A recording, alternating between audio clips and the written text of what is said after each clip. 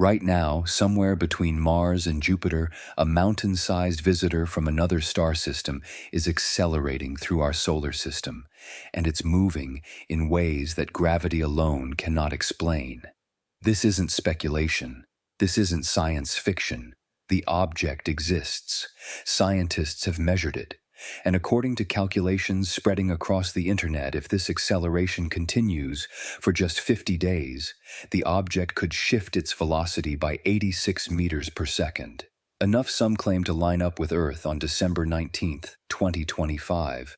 Understanding what's really happening with Comet 3I Atlas could either revolutionize our knowledge of interstellar chemistry, help us prepare for future cosmic visitors, or confirm we're witnessing something no natural comet has ever done before. The stakes aren't just academic. They're about how we interpret the unknown, how we respond to uncertainty, and whether we can distinguish scientific mystery from manufactured fear. Here's what we know for certain. NASA's Hubble Space Telescope captured this object on July 21, 2025, when it was 277 million miles from Earth. By October, scientists measured a non-gravitational acceleration that sparked immediate debate among astronomers. Within weeks, social media exploded with claims that the object is maneuvering, course-correcting, targeting Earth. But is a comet from beyond our solar system really changing course toward our planet? Or are we witnessing the birth of the greatest cosmic misunderstanding of the decade? Tonight we're going to separate fact from speculation. We'll examine what NASA actually says about this object. We'll explore the real science behind interstellar visitors and non-gravitational acceleration. We'll look at the viral calculations and ask whether the math supports the conclusions. And we'll investigate a deeper question: when does legitimate scientific mystery cross into dangerous misinformation? By the time we reach December 19th, we'll know the truth. But tonight we begin by asking what happens when something from another star system doesn't behave the way we expect. And what does our reaction to it reveal about us? Stay with me, because this story is about more than one object passing through our cosmic neighborhood. It's about how we navigate the space between wonder and wisdom, between curiosity and fear, between the known and the unknowable. The universe is watching, and so should we. Let me start with the facts, the verifiable, confirmed, peer-reviewed facts that every major space agency agrees upon.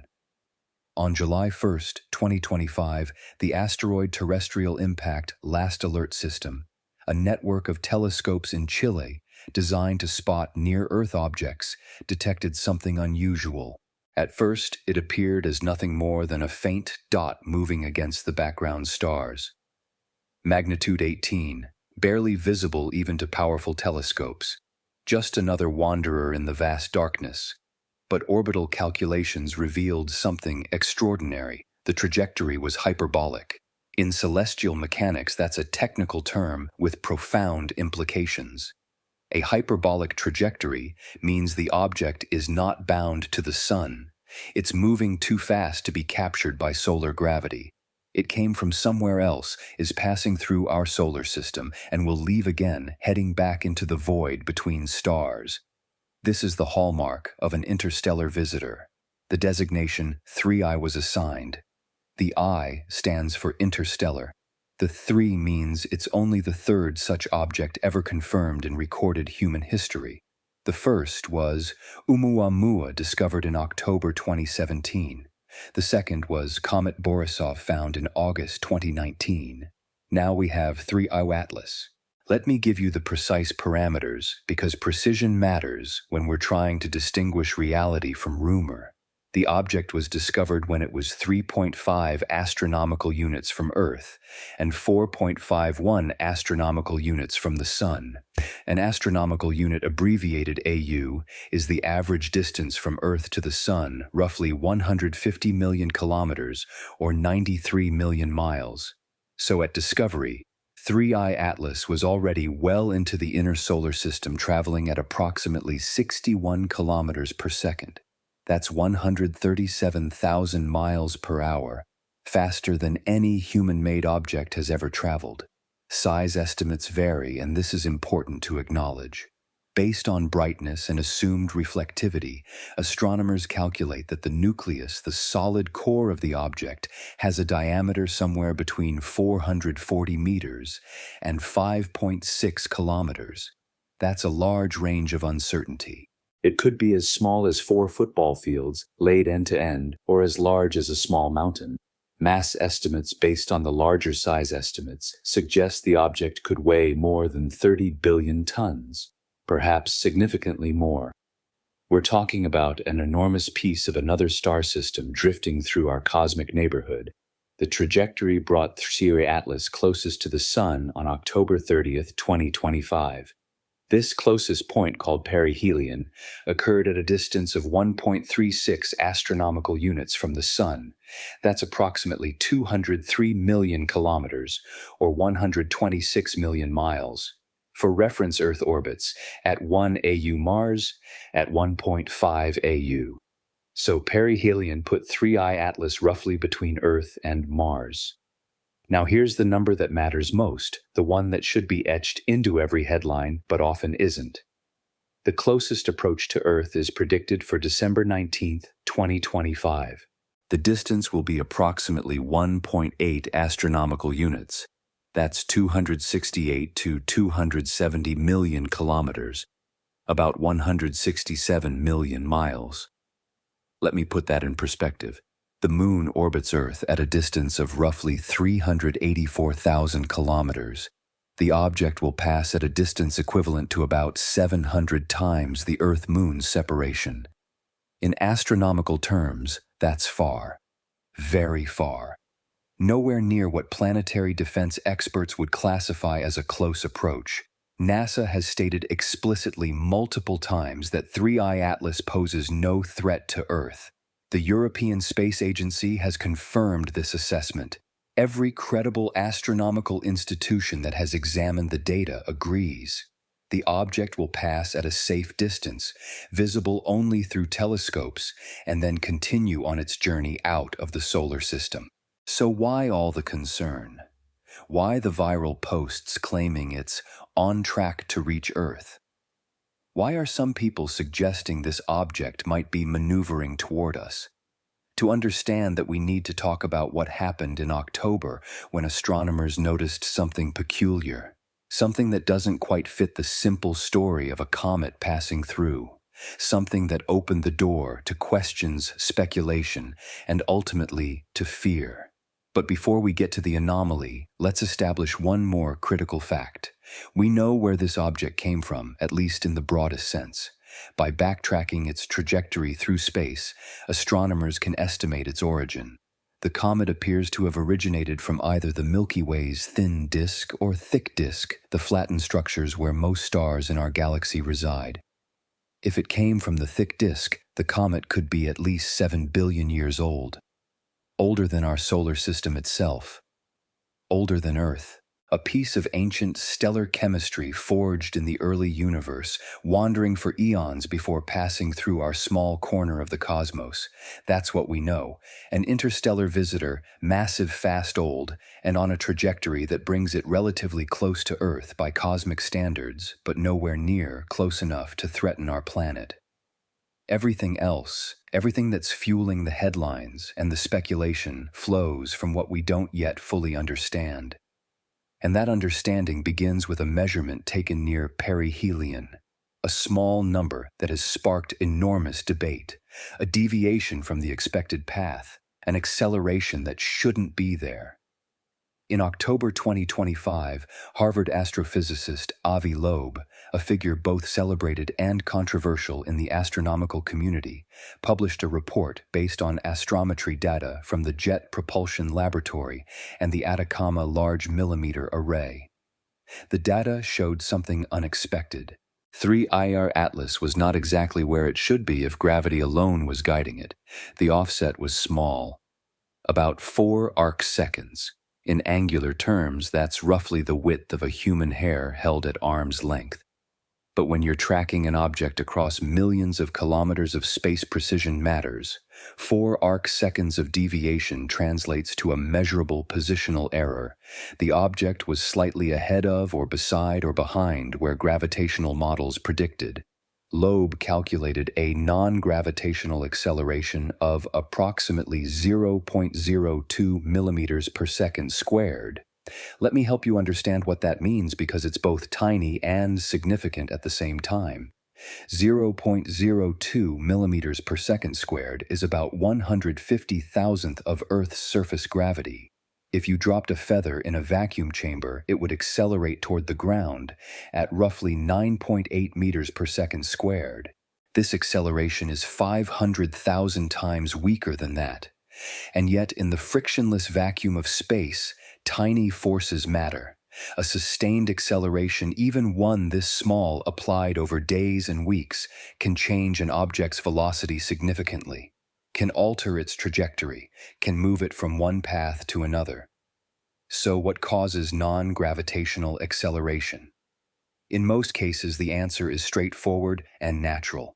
Comets do this all the time. It's called outgassing. Here's how it works. A comet's nucleus is essentially a dirty snowball, a mixture of ice rock and organic compounds. When a comet approaches the sun, solar radiation heats the surface.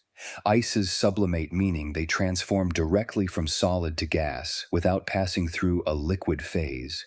The gas escapes from the surface carrying dust particles with it. This creates a cloud around the nucleus called a coma.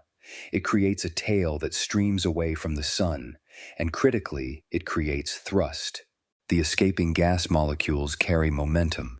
As they leave the nucleus, they push back on the comet itself. It's Newton's third law in action. For every action, there's an equal and opposite reaction. The gas goes one way, the comet nudges the other way. This is called a rocket effect, and it's weak but measurable. Astronomers have been detecting and modeling non-gravitational accelerations in comets for decades. It's expected behavior. Normal physics. So when 3I Atlas showed a non-gravitational acceleration of 0.02 millimeters per second, squared the first assumption. The natural assumption, the scientifically sound assumption, was that it's outgassing. The comet is releasing gas, creating thrust, and nudging itself slightly off the purely gravitational path. Case closed, right? Not quite. Because Avi Loeb did something methodical. He applied a momentum conservation equation to estimate how much mass the comet would need to lose to produce that level of acceleration. The calculation is straightforward physics. The force on the comet equals the rate of mass loss multiplied by the velocity of the outflowing gas. If the outflow velocity is a few hundred meters per second, which is typical for cometary jets, and the acceleration is 0.02 millimeters per second squared, you can calculate the required mass loss rate. The result was striking. If 3I Atlas has a mass of around 30 billion tons, the calculation suggests it would need to lose roughly 5 billion tons per month to sustain that acceleration.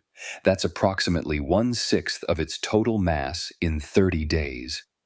Let me repeat that. 1/6 of the entire comet evaporating in a single month. Over several months, the comet would shed a substantial fraction of itself. That should be spectacularly visible. Astronomers should see a huge coma, a massive cloud of gas and dust enveloping the nucleus. The tail should be prominent, stretching for millions of kilometers. Spectroscopy should reveal abundant volatiles, water vapor, carbon monoxide, carbon dioxide, all the signature molecules of an actively outgassing comet. And yet the observations so far show something more subtle. Images reveal what appears to be a jet structure possibly directed toward the sun rather than away from it, which is uncommon but not impossible. The object's color has been described as bluer than expected, potentially indicating ionized carbon monoxide rather than typical dust. But a giant coma proportional to the predicted mass loss rate hasn't been definitively observed. This is where scientific curiosity meets scientific puzzlement. If the acceleration is due to outgassing, why isn't the mass loss more obvious? If 1/6 of the comet is evaporating per month, where's all the gas and dust? Several possibilities exist. Maybe the outgassing is episodic, driven by rotation or the exposure of fresh ices happening in bursts rather than continuously. Maybe the gas is escaping in a concentrated jet, making the coma less obvious from Earth's viewing angle. Maybe the composition is dominated by gases that don't scatter light efficiently, making them harder to see. Or maybe the acceleration isn't entirely due to outgassing. That's the anomaly. Not that there's an acceleration comets accelerate all the time, but that the expected observational signature of that acceleration doesn't quite match what we're seeing. It's a discrepancy, a gap between prediction and observation, a puzzle piece that doesn't quite fit the picture we're assembling. And it's this discrepancy, this small but measurable gap, that has opened the door to questions, to speculation, to hypotheses ranging from the mundane to the extraordinary. The question isn't whether 3I Atlas is accelerating. It is. The question is what's causing that acceleration, and whether the cause is entirely natural or whether we need to consider other possibilities. That question, innocent and scientifically reasonable as it sounds, is what ignited the firestorm. In mid-October 2025, a series of posts appeared on X, the social media platform. An independent researcher not affiliated with any major institution laid out a calculation that stopped thousands of people in their tracks. The claim was simple, direct, and alarming. If 3I Atlas sustained a non-gravitational acceleration of approximately 0.02 millimeters per second, squared for roughly 50 days, it could achieve a velocity change of about 86 meters per second. That velocity change, according to the claim, could allow the object to line up with Earth around December 19, 2025. The post went further. It suggested this wasn't random. It framed the acceleration as intentional maneuvering. It mentioned 1.4 gigahertz pings, alleged communications, possible course corrections, handshakes between an alien probe and something near Mars. The narrative shifted from interesting scientific anomaly to alien probe is targeting us. Let me be absolutely clear about something before we go any further. The arithmetic in that claim is correct. The physics of the calculation is sound. But the assumptions, the leaps, the conclusions drawn from that arithmetic, that's where we need to apply critical thinking. Let's break down the calculation step by step. Acceleration multiplied by time equals velocity change. This is basic kinematics, Newton's laws, physics you learn in high school. If you have a constant acceleration of 0.02 millimeters per second squared, which is 2 times 10 to the minus 5 meters per second squared, and you sustain it for 50 days, what velocity change do you get? 50 days equals 4,320,000 seconds. Multiply that by 0.02 millimeters per second squared, and you get approximately 86.4 meters per second. The math checks out. There's no dispute about the arithmetic itself. Now let's talk about displacement.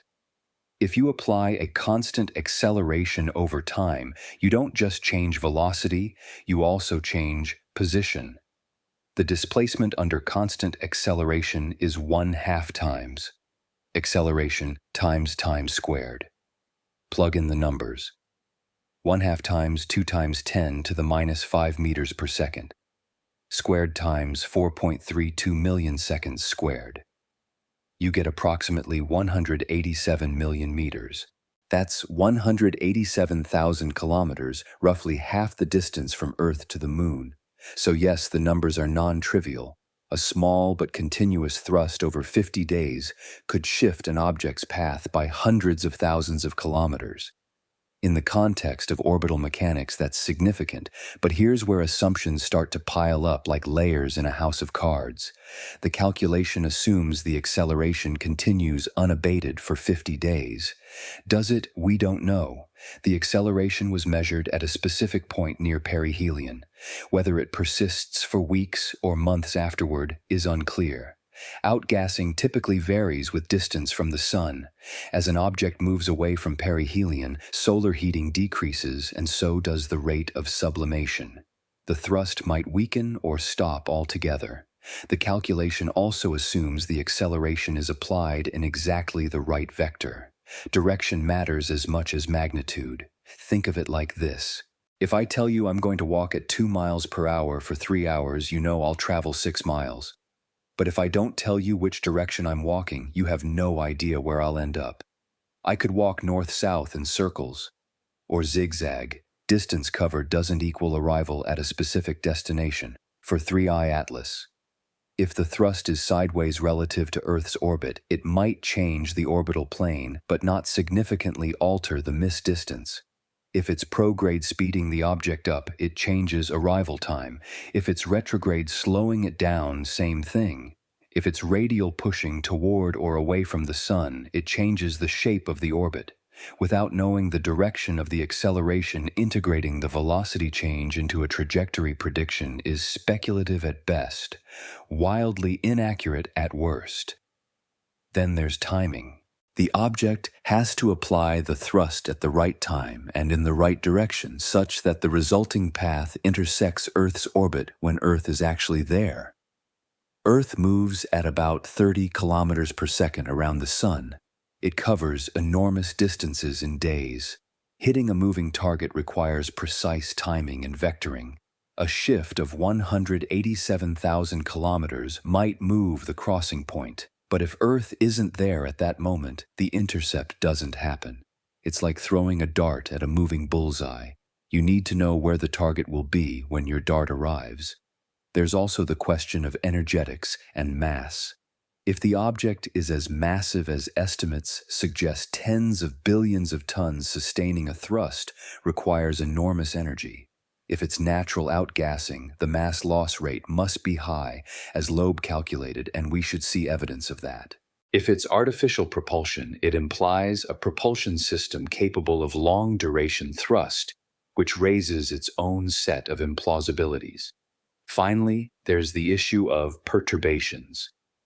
Space isn't empty. Solar radiation pressure, the gravitational pull of planets, solar wind, even the Yarkovsky effect, where absorbed sunlight creates thermal thrust, all these factors influence a small body's trajectory. The simple calculation assumes these are negligible or average out, but in reality, they add noise and uncertainty. A purely deterministic 50-day burn is an idealization. Reality is messier. So here's what we know versus what is assumed. We know there's a non-gravitational acceleration. We know it's small but measurable. We know the object's orbit brings it relatively close to Earth in December at 1.8 AU. We assume the acceleration persists for 50 days. We assume it's pointed in the right direction. We assume the timing aligns with Earth's position. We assume no other factors interfere significantly. And then we interpret all of that as intentional maneuvering toward Earth. Each assumption is a link in a chain. Break one link and the whole claim collapses. The question isn't whether the math is correct. It is. The question is whether the real world, with all its complexity and uncertainty, conforms to the simplified assumptions embedded in that calculation. And perhaps more importantly, we need to ask why this narrative took hold so quickly. Why did a calculation based on real but incomplete data transform almost instantly into alien probe targeting Earth? Part of the answer lies in human psychology. We are pattern-seeking creatures. We see connections even when none exist. We're drawn to narratives that give meaning to chaos, that transform randomness into intention, that replace cosmic indifference with purpose. An interstellar object with an unexplained acceleration isn't just a comet behaving oddly. To some, it's a sign, a message, maybe a warning. The claim fits into larger cultural anxieties about the unknown, about what's out there, about whether we're prepared for contact. It taps into decades of science fiction, from The Day the Earth Stood Still to arrival. Stories where visitors from beyond come bearing messages or threats, and once the seed is planted that the object might be artificial, every ambiguity becomes evidence. The lack of a visible coma? Proof it's not a comet. The unusual color, engineered materials, the trajectory, deliberate targeting, the lack of official confirmation of radio signals, obviously a cover-up. The narrative becomes self-reinforcing, immune to contradiction. This isn't unique to Three-Eye Atlas. Oumuamua went through the same cycle in 2017. A weird object appeared, scientists admitted they didn't fully understand it, and the internet filled the gaps with aliens. But there's a danger here. A real danger that goes beyond one object passing through the solar system. When we blur the line between data and interpretation, between measurement and speculation, between what we observe and what we imagine, we erode trust in science itself. We make it harder for people to distinguish credible information from noise. And in an age where misinformation spreads faster than truth, that erosion has consequences. So let's be precise, let's be clear, let's separate what we know from what we're guessing. The viral claim took real data and added layers of assumption to reach a dramatic conclusion. The math works, but only if multiple unverified conditions are met, and the conclusion that Three-Eye Atlas is lining up with Earth doesn't align with what every major space agency is saying based on comprehensive orbital models. Next, we need to look at the natural explanations in detail, because before we entertain extraordinary hypotheses, we have an obligation to exhaust the ordinary ones. Let me take you back to basics. Let's talk about what comets are and why they do what they do. A comet nucleus is often called a dirty snowball, though that's a simplification. It's more accurate to say it's a heterogeneous mixture of water, ice, carbon dioxide, ice, carbon monoxide, ice, methane, ice ammonia, ice rocky particles, dust, and complex organic compounds. All of this material is loosely bound together, sometimes as a solid mass, sometimes as what we call a rubble pile, a collection of fragments barely held together by weak gravity. When a comet is far from the Sun, beyond the orbit of Jupiter, it's cold, frozen, inert, just a dark rock drifting through space. But as it approaches the inner solar system, solar radiation begins to heat the surface. The temperature rises, and ices, depending on their composition, begin to sublimate. Water ice sublimates at temperatures above about 170 Kelvin, -100 Celsius. Carbon monoxide more volatile sublimates at lower temperatures around 70 Kelvin. Each type of ice has its own sublimation curve, its own threshold where solid becomes gas. The escaping gas carries momentum. It jets off the surface, often from localized areas where ice is exposed or where cracks allow gas to escape from beneath the surface. These jets don't come off uniformly. They're directional. They rotate with the comet. They create asymmetric thrust. This is why comets have non-gravitational accelerations. It's not mysterious. It's thermodynamics and Newtonian mechanics working together. For Three-Eye Atlas, the natural explanation is that it's a comet, perhaps, with unusual composition, because it formed in another star system behaving more or less as comets do. Let's consider why an interstellar comet might behave differently from solar system comets. First, composition. The chemistry of a star system depends on its metallicity, the abundance of elements heavier than hydrogen and helium. It depends on the types of stars present, the history of supernova that enriched the interstellar medium, the conditions in the protoplanetary disk where planets and comets formed.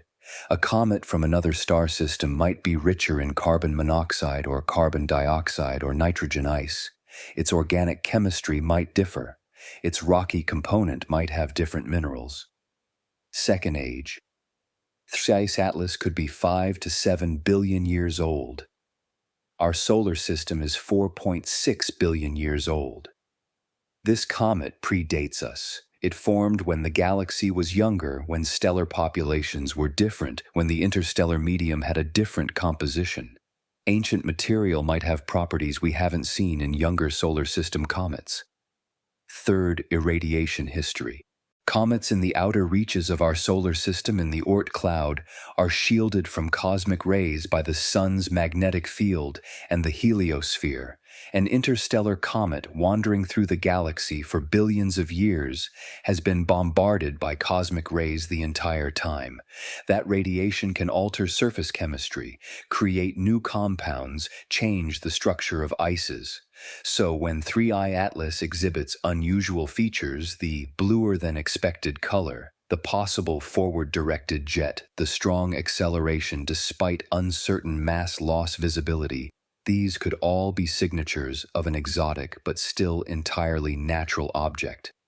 The blue color, for instance.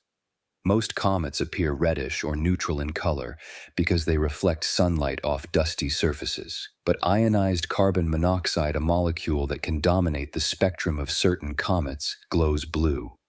It's a spectroscopic signature, a fingerprint of chemistry. If 3I Atlas is rich in carbon monoxide, if its composition is skewed toward volatiles that sublimate easily and glow in the ultraviolet and blue wavelengths that could explain the color without invoking anything non-natural. The anti-tail, the jet structure that appears to point toward the sun, is unusual but not unprecedented.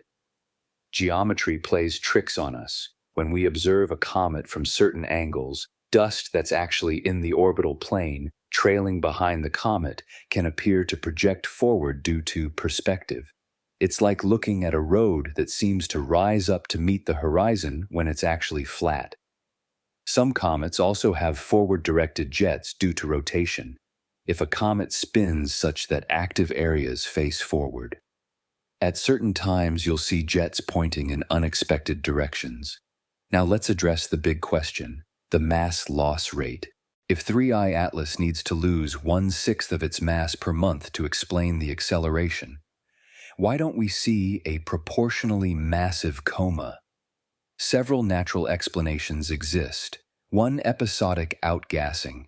Instead of constant sublimation, the comet could be experiencing bursts. Maybe rotation exposes fresh ice intermittently. Maybe subsurface pressure builds up and releases suddenly. Comets are known to have outbursts, sudden increases in brightness and activity that fade over hours or days. Two, concentrated jets. If the gas is escaping primarily from a few localized vents rather than uniformly across the surface, the coma might be denser but smaller in angular size, harder to detect from Earth's distance. Three, transparent gases. Not all cometary gases scatter light equally. Water vapor, when it sublimates quickly, photodissociates into hydrogen and oxygen under solar ultraviolet radiation. Carbon monoxide is less efficient at scattering visible light than dust. If the gas doesn't carry much dust, or if the dust is very fine, the coma might be less visually prominent despite significant mass loss. 4. Observational challenges. 3I Atlas, for much of its observable period, was positioned in densely star-filled regions of the sky or near the sun's glare. Detecting a diffuse low-surface brightness coma against such backgrounds is difficult. It's possible the coma is there, but harder to see than models predicted. 5. Composition differences. Solar system comets are our reference frame, but they all formed in the same environment. An interstellar comet is a sample of one from a completely different system. Its behavior might simply be outside the range we're familiar with. Let's also invoke Occam's razor, the principle that the simplest explanation requiring the fewest assumptions is usually correct. The natural explanation for 3I Atlas requires only that it's a comet with unusual but not impossible composition and structure. It requires that our models based on solar system comets don't perfectly predict the behavior of an interstellar visitor. It requires patience, more observations, and refinement of our understanding. The artificial explanation requires that an advanced civilization built a probe, sent it on a journey that might have taken millions of years, equipped it with a propulsion system capable of sustained thrust, and timed its path to bring it into the inner solar system just as humanity developed the technology to detect it, which requires fewer assumptions. That said, science isn't decided by simplicity alone. It's decided by evidence, and the evidence right now is incomplete. The natural explanation is plausible. It's the leading hypothesis. It's where the smart money would bet. But it's strained by the high required mass loss rate and the lack of definitive observational confirmation of that mass loss. We need more data, more spectroscopy, more imaging, more precise measurements of the acceleration vector and its evolution over time. And that data is coming. Telescopes are watching. Instruments are recording. Scientists are analyzing. Over the next weeks and months, the natural hypothesis will either be confirmed with overwhelming evidence, or it will face challenges that force us to consider alternatives. For now, the comet hypothesis stands as the default, the baseline, the explanation that best fits what we know about how the universe works. But the universe has surprised us before, and it will surprise us again. Right now, as you listen to this, some of the most powerful instruments ever built by humanity are pointed at 3I Atlas. This is science in real time, an international collaboration. Telescopes on the ground and in spacecraft millions of kilometers away, all working together to capture data, to measure, to observe, to understand. Let me walk you through the campaign. The Hubble Space Telescope orbiting Earth above the distorting effects of our atmosphere captured the first detailed images of 3I Atlas on July 21, 2025. Those images revealed a teardrop-shaped cocoon of dust coming off the comet's nucleus. Because Hubble was tracking the comet as it moved along its trajectory, the stationary background stars appeared as streaks in the exposure, a visual reminder that we're watching something in motion, something passing through. Hubble's continuing observations allow astronomers to refine estimates of the nucleus size. As of August 20th, observations indicated that the diameter is not less than 440 meters and not greater than 5.6 kilometers. That's still a wide range, but it's tightening as more data accumulates. The James Webb Space Telescope, with its infrared capabilities, is observing 3I Atlas to detect heat signatures and analyze the composition of gases.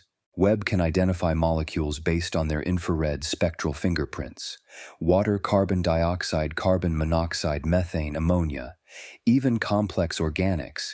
Each has a unique pattern of absorption lines. Webb is looking for what volatiles are present and in what ratios. This tells us about the comet's formation environment, the temperature and pressure conditions in its birth star system. On the ground, the Very Large Telescope in Chile, an array of 4 8.2-meter telescopes that can work together or independently, has been conducting spectroscopy and imaging. The VLT detected atomic nickel vapor in the gas surrounding 3I Atlas, a signature also seen in some solar system comets, confirming that at least some chemical processes are familiar.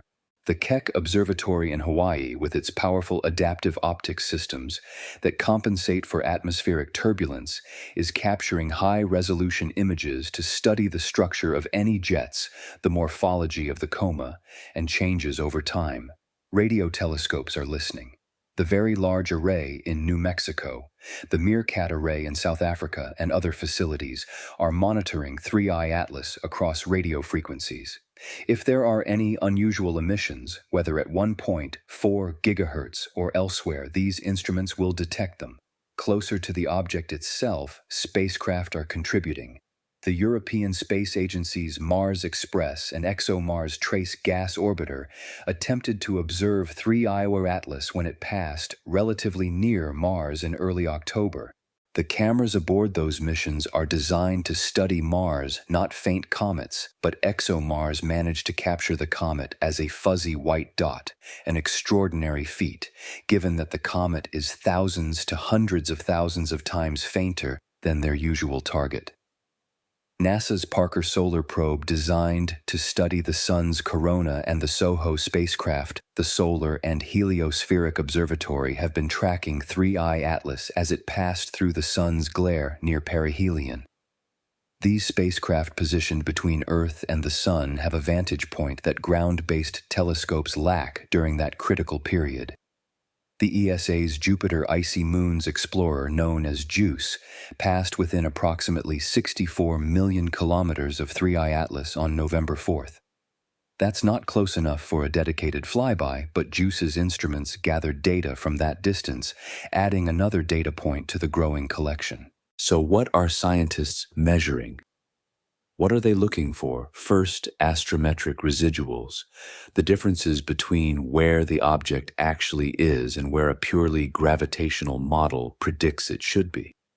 These residuals reveal the magnitude and direction of any non-gravitational forces. Over time, as more observations accumulate, astronomers refine the orbit and quantify the acceleration with greater precision. If the acceleration changes, if it increases or decreases with distance from the Sun, if it shows directionality inconsistent with random outgassing, these are clues. Second, spectroscopy. By splitting light from the comet into its component wavelengths, scientists identify molecules and atoms. They measure abundances, ratios, temperatures, velocities of outflowing gas. This is how we decode the chemistry.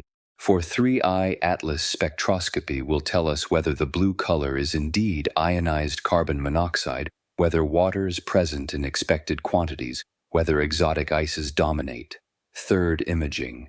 High-resolution photos reveal the morphology of the coma and tail, the structure of jets, the presence of asymmetries. Some reports mention an anti-tail, a feature pointing toward the Sun. Imaging will clarify whether this is a genuine forward jet, a perspective effect, or an artifact of observation. Fourth, photometry. Measuring brightness over time tells us about activity levels.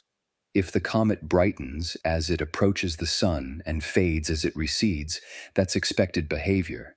If it brightens unexpectedly far from the Sun or maintains brightness when it shouldn't, that's anomalous. Fifth, polarimetry.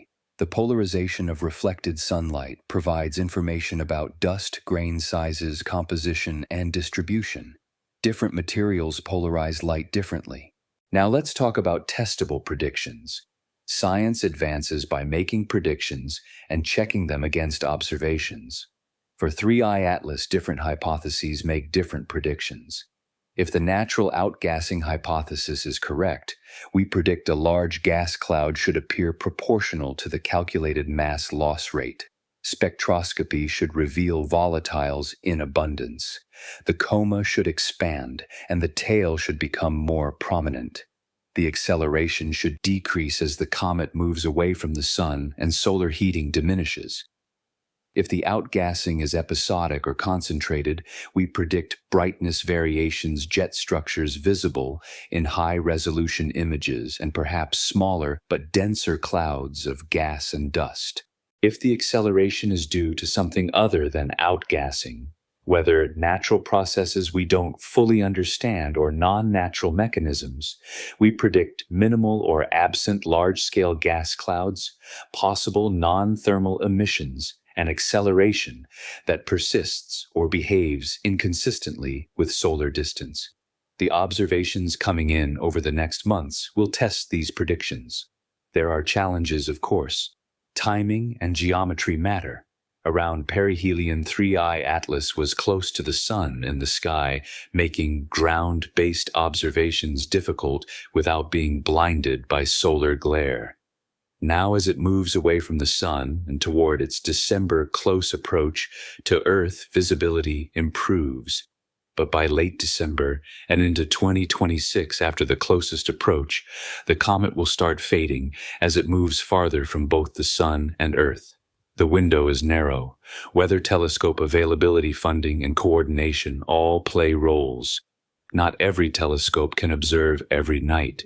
Data need to be reduced, calibrated, analyzed, peer-reviewed, and published. Science moves slower than social media. Claims might spread in hours, but observations take weeks or months to confirm or refute. Still, this is an exciting time. We're watching a visitor from another star system in real time. The same telescopes that peer at distant exoplanets that probe the atmospheres of worlds orbiting other suns are now turned towards something passing through our own neighborhood. It's a rare convergence of opportunity and technology. And it's happening now. By early 2026, we should have answers. If 3I Atlas behaves like a comet, showing massive outgassing, a coma, a tail, and spectroscopic signatures of volatiles, then the natural explanation holds. The non-gravitational acceleration was just a comet doing comet things, perhaps more dramatically than usual, because of its interstellar origin and composition. But if the observations come back showing minimal mass loss, no significant cloud, and yet the acceleration persists or shows directionality inconsistent with random jetting, then we have a genuine puzzle, not a disaster, not a confirmation of alien probes, but a scientific puzzle that doesn't fit neatly into our models. And that's when the conversation shifts. That's when alternative hypotheses, the ones we'll explore next, stop being idle speculation and start demanding serious consideration. The telescopes are watching, the data is accumulating, and soon, very soon, we'll know. Before we venture into the more exotic possibilities, let's spend some time in the gray zone, the space between ordinary and extraordinary. The edge cases where natural explanations stretch, bend, but don't quite break. Because the truth is, comets are weird. Even solar system comets, the ones we've studied for decades, regularly surprise us. They fragment unexpectedly. They brighten without warning. They develop multiple tails or jets that point in odd directions. They survive close passes to the sun when models predict they should disintegrate. So when an interstellar comet shows unusual behavior, our first instinct should be to ask unusual compared to what? Let me walk you through several edge case scenarios, all of which are natural, all of which stretch our understanding, but none of which require invoking technology or intention. Hypothesis 1.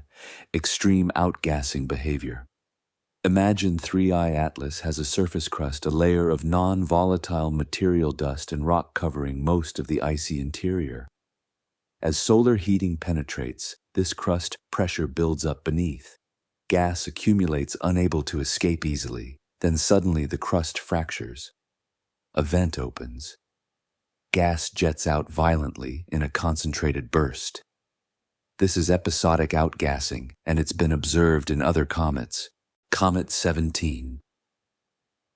Holmes famously increased in brightness by a factor of nearly 1 million in less than 24 hours in October 2007. Its coma expanded to larger than the sun's diameter.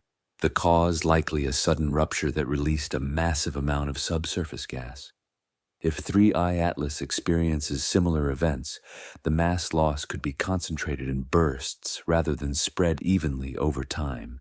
Between bursts, the comet might appear relatively inactive, making the coma less visible than steady-state models predict. But the cumulative mass loss over weeks could still match what's needed to explain the acceleration. Hypothesis 2. Composition dominated by supervolatiles. Water ice is what most people think of when they think of comets. But water is actually one of the less volatile ices. Carbon monoxide ice, nitrogen, ice, methane ice. These are supervolatiles. They sublimate at much lower temperatures farther from the sun. If 3I Atlas is unusually rich in carbon monoxide, it could be outgassing vigorously at distances where water-dominated comets remain dormant. But carbon monoxide gas is largely transparent. It doesn't scatter visible light efficiently unless ionized. The dust grains it carries might be very fine, producing a diffuse low-surface brightness coma that's hard to detect against the background sky. The blue color supports this. Ionized carbon monoxide emits strongly in the ultraviolet and blue wavelengths. If that's the dominant emission, it could mask the redder dust reflection we're used to seeing. Hypothesis 3: fragmentation events. Comets aren't solid rocks. They're often rubble piles, loose aggregations of smaller pieces held together by weak gravity and ice. As a comet heats up, thermal stress can cause it to crack or fragment. When a fragment breaks off, it carries momentum. The reaction force accelerates the main body in the opposite direction. It's like throwing cargo off a ship to make it go faster. If Atlas is fragmenting, shedding pieces as it rounds the sun, the ejected material creates thrust on the remaining nucleus. This is mechanically similar to outgassing, but driven by structural failure rather than sublimation. Fragmentation would show up in images as secondary condensations, smaller bright spots near the main nucleus. Observers are watching for this. Hypothesis 4: underestimated radiation pressure. Sunlight carries momentum. When photons from the sun hit an object, they exert a tiny pressure. For small particles, dust grains microns in size, radiation pressure can dominate over gravity. For large, massive objects, it's negligible. But what if 3I Atlas has a higher surface area to mass ratio than we think? What if it's more porous, more fluffy than our models assume? A loosely packed rubble pile with lots of internal voids might have a lower effective density, making radiation pressure more significant. This is a long shot because the object is clearly massive based on its brightness and assumed size, but it's worth considering. Hypothesis 5: the Yarkovsky effect on steroids. The Yarkovsky effect is subtle, but real. When a rotating object absorbs sunlight, it heats up. The heated side radiates that energy as infrared light.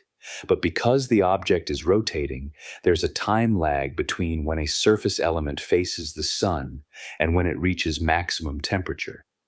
This time lag means the infrared radiation isn't emitted symmetrically. It's skewed, creating a tiny net thrust.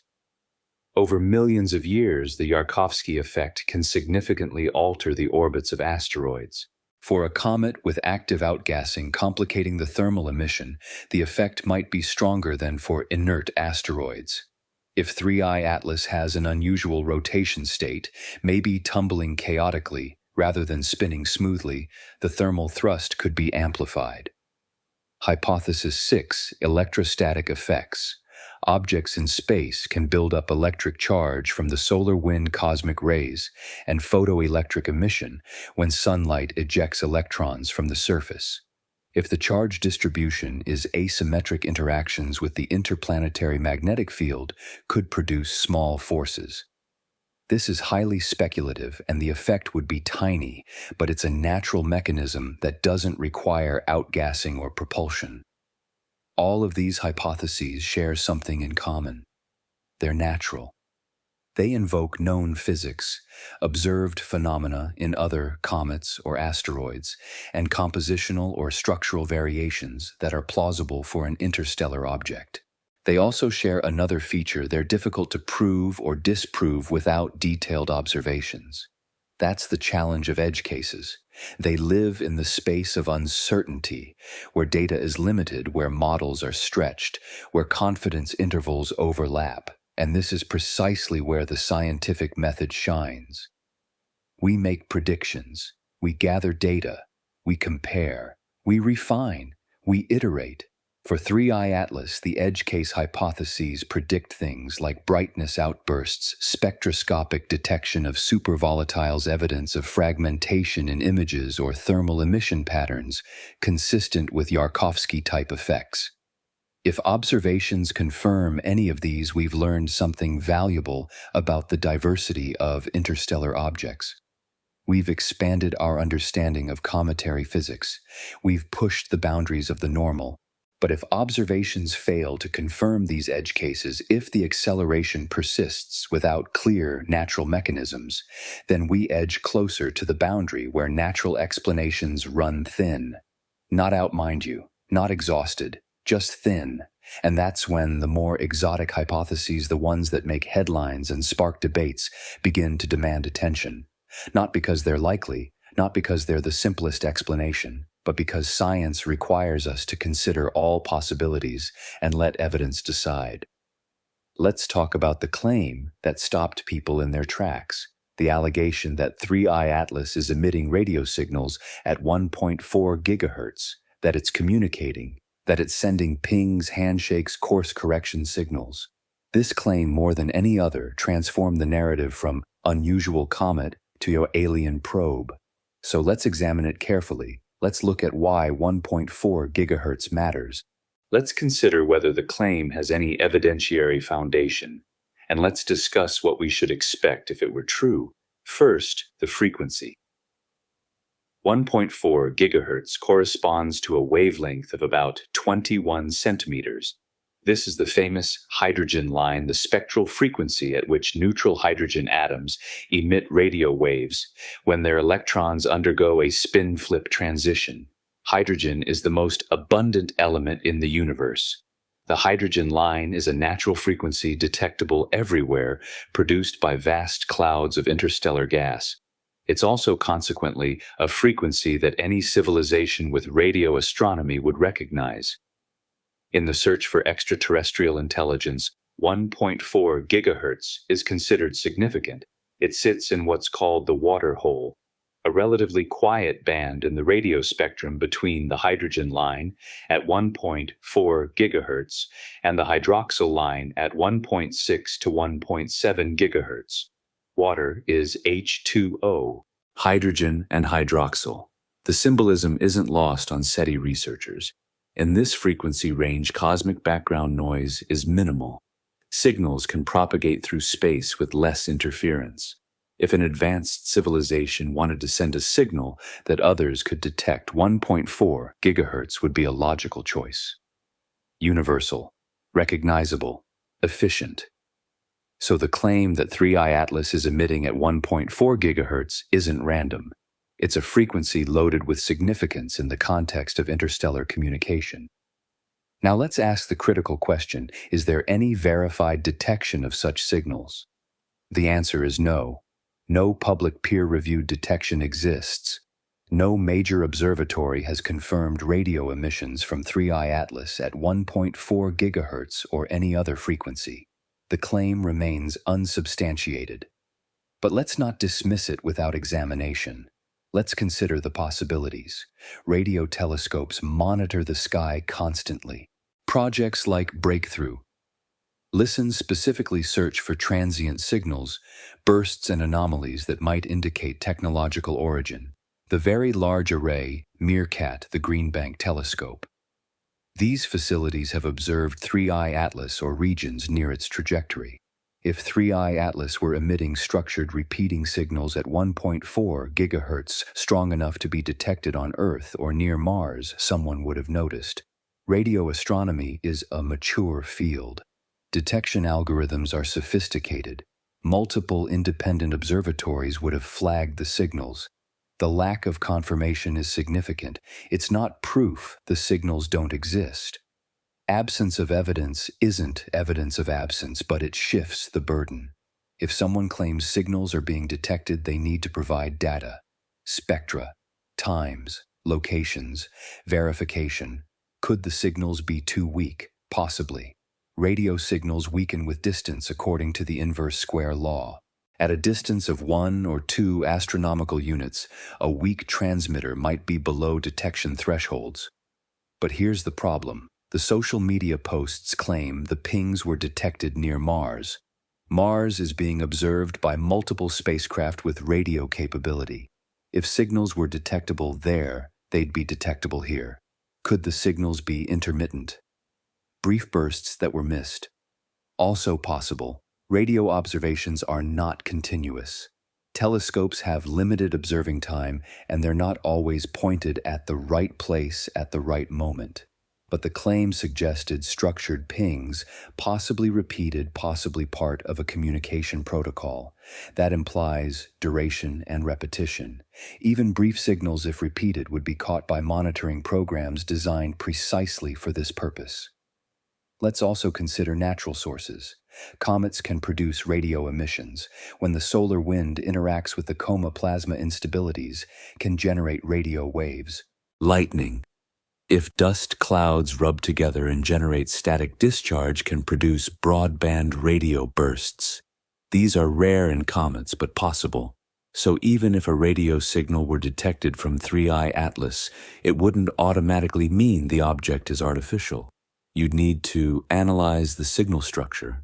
Is it broadband or narrowband? Broadband suggests natural plasma processes. Narrowband suggests a carrier frequency, potentially artificial. Is there modulation, amplitude, modulation frequency, modulation phase, modulation? These are techniques used to encode information in radio waves. Natural sources don't modulate signals. Artificial transmitters do. Is there repetition?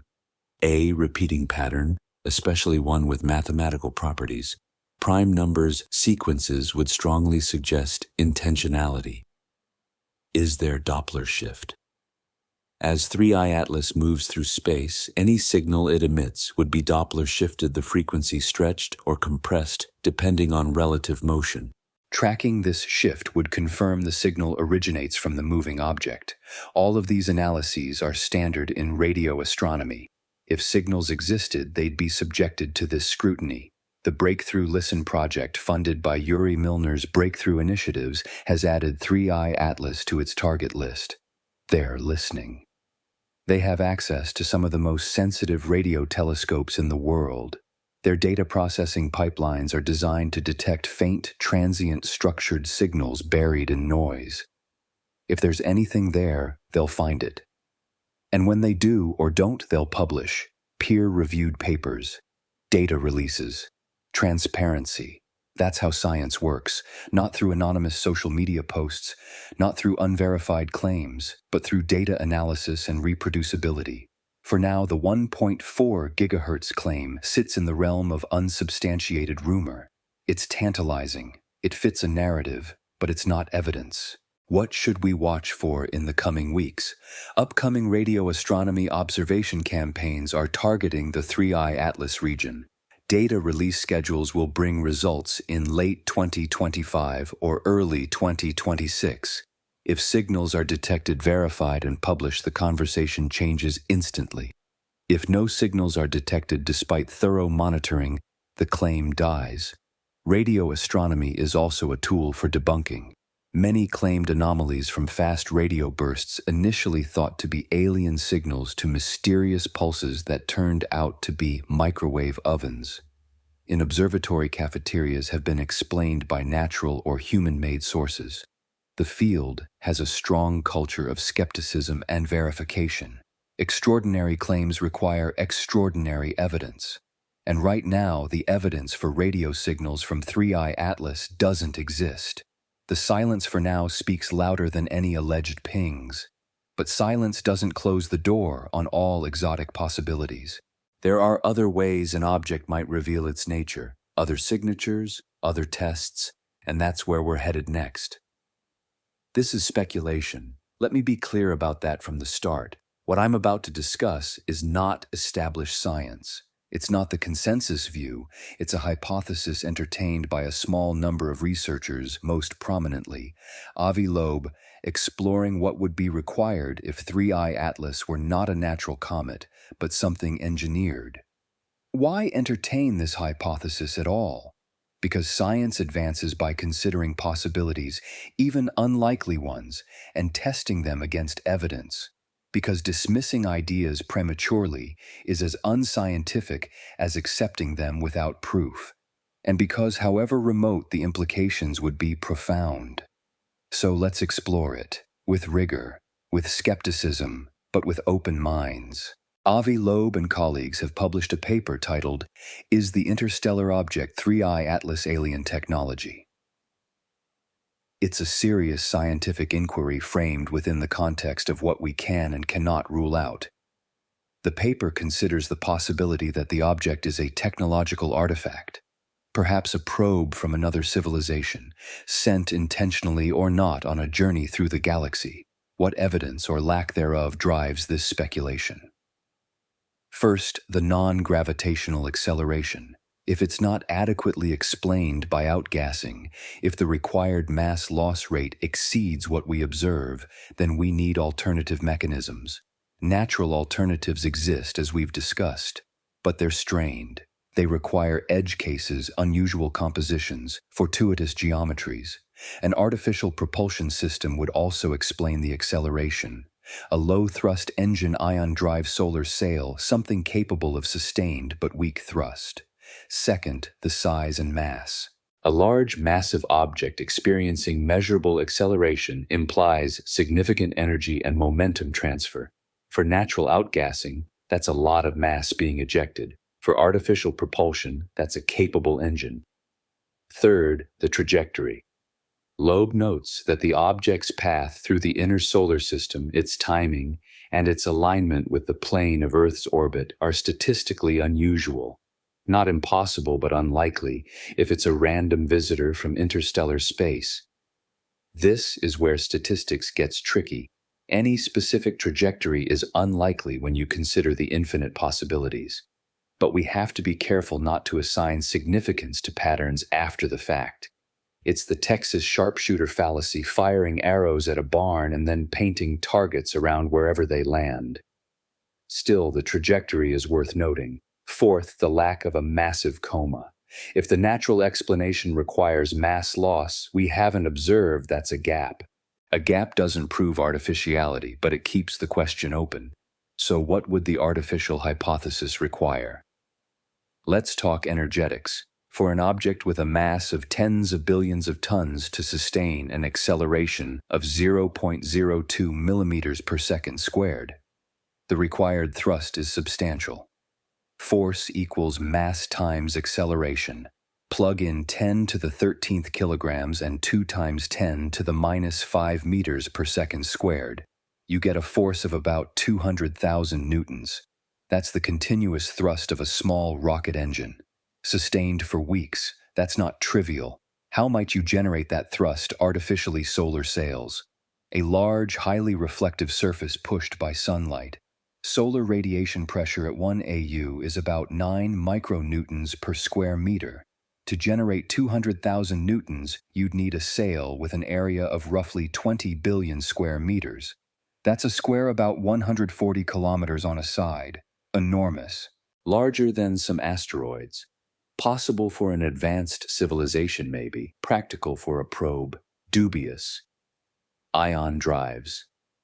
These engines accelerate ions-charged particles to high velocities using electric fields. They provide very low thrust, but high efficiency, ideal for long-duration missions. Earth's Dawn spacecraft used ion propulsion to visit Vesta and Ceres. Its engines produced 90 millinewtons, far less than what 3I Atlas would need. But scale it up. Use a more powerful reactor, nuclear or otherwise, and maybe you reach the necessary thrust. Fusion engines. Speculative but theoretically possible. Fusing hydrogen isotopes releases enormous energy. A fusion rocket could provide sustained thrust for years or decades. Or something exotic, a technology we haven't invented yet, a propulsion system based on principles we don't understand.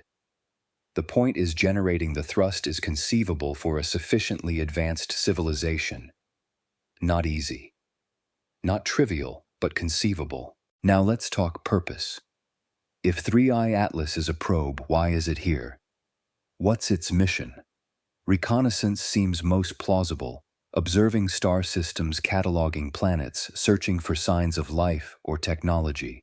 A probe could drift through space for millions of years, entering system after system, gathering data, transmitting it back to its creators, or storing it for retrieval. The trajectory through our inner solar system brings it relatively close to several planets. Earth, Mars, Venus, eventually Jupiter. A reconnaissance mission might be designed to pass near multiple worlds, maximizing observational opportunities. Would such a probe intentionally target Earth lobe speculates that if 3i Atlas is artificial, its behavior might reflect caution, a distant observation rather than close approach. The dark forest hypothesis, popularized by science fiction author Liu Cixin, suggests that civilizations might avoid revealing their presence to potentially hostile neighbors. This is highly speculative layer upon layer of assumption. But let's consider the smoking gun. What would definitively prove 3i Atlas is artificial radio emissions with structured content. Not random noise, but modulated signals, information-bearing transmissions, non-volatile thrust signatures, sustained acceleration with no corresponding mass loss or gas release, thrust that doesn't correlate with solar distance or rotation, indicating an internal power source, extremely low mass loss with high acceleration, violating the physics of rocket propulsion unless there's an external energy source or a mechanism we don't understand. Highly reflective surfaces, spectroscopy revealing materials inconsistent with natural rock and ice, metals, alloys, polymers, coatings, changes in attitude or orientation. If the object deliberately rotates or points in specific directions that suggests control. If observations detect any of these, the conversation changes immediately. The artificial hypothesis moves from fringe speculation to viable explanation. But if none of these signatures appear, if the object continues to behave like a weird but natural comet, then the hypothesis fades. And here's the critical point. The burden of proof rests on the extraordinary claim. Comets exist. We've seen them. Interstellar comets exist. We've seen 2 others. A third interstellar comet, however unusual, is expected. Alien probes, on the other hand, remain hypothetical. We've never confirmed one. The prior probability is low, so while we should remain open to the possibility, we should not accept it without compelling evidence. Avi Loeb argues, and I think correctly, that we should investigate, that we should use the tools at our disposal to gather data, to test hypotheses, to explore possibilities. But investigation doesn't mean belief, it means inquiry. The artificial hypothesis is a hypothesis, not a conclusion, not a fact. A question framed in the language of science, waiting for data to provide an answer. And that answer is coming. Let's return to the claim that started this conversation, that 3i Atlas is on track to reach Earth, that an 86 meter per second velocity change could line the object up for an intercept on December 19th. It's time to dismantle this claim with the precision of orbital mechanics. First, let's talk about misdistance and how trajectories work in 3-dimensional space. When an object approaches on a hyperbolic trajectory, its path is determined by its velocity vector, its position, and the gravitational influences it experiences. Calculating where that object will be at any given time requires solving what's called the two-body problem if you're only considering the sun's gravity, or the n-body problem if you're including planets. The miss distance is the closest approach distance between the object's trajectory and a target, in this case Earth. For 3i Atlas, that calculated miss distance is 1.8 astronomical units on December 19th, 270 million kilometers. Now, could a velocity change of 86 meters per second alter that significantly? In principle, yes. A delta V, a change in velocity, can shift an object's trajectory, but the critical factors are magnitude, direction, and timing. Magnitude. 3 Atlas is moving at approximately 60,000 meters per second. 86 meters per second is 0.14% of its total velocity. Imagine driving a car at 100 kilometers per hour. An 86 centimeter per hour change, a snail's pace, barely noticeable. That's the proportional change we're talking about. Direction. This is where the claim falls apart. The 86 meter per second change is only useful if it's applied in exactly the right direction. If the thrust is perpendicular to the object's velocity, it changes the orbital plane. You might shift the path sideways by hundreds of thousands of kilometers, but that doesn't necessarily bring it closer to Earth. You're moving the target on the dartboard, not hitting the bullseye. If the thrust is along the velocity vector, either prograde speeding up or retrograde slowing down, you change the arrival time. The object might cross Earth's orbital plane earlier or later, but again, unless Earth is at that crossing point at that exact moment, no intercept occurs. If the thrust is radial toward or away from the Sun, you change the shape of the orbit, the eccentricity, and the perihelion distance. This affects the overall trajectory, but not in a simple, predictable way that targets a specific moving planet. To convert a 270 million kilometer miss into an actual impact requires a velocity change applied in a very specific direction at a very specific time. 86 meters per second in most directions won't do it. Timing. Earth moves at approximately 30 kilometers per second in its orbit. It covers 2.6 million kilometers per day, 61 million kilometers in the 23 days between late November and December 19th. If the object's crossing point shifts by 187,000 kilometers, as the calculation suggests, but Earth's position shifts by tens of millions of kilometers, the intercept doesn't happen. Hitting a moving target requires lead time trajectory prediction and precision. It's not a matter of accelerating in any direction and hoping for the best. Let's also talk about the B-plane. This is a concept in orbital mechanics used to calculate missed distances.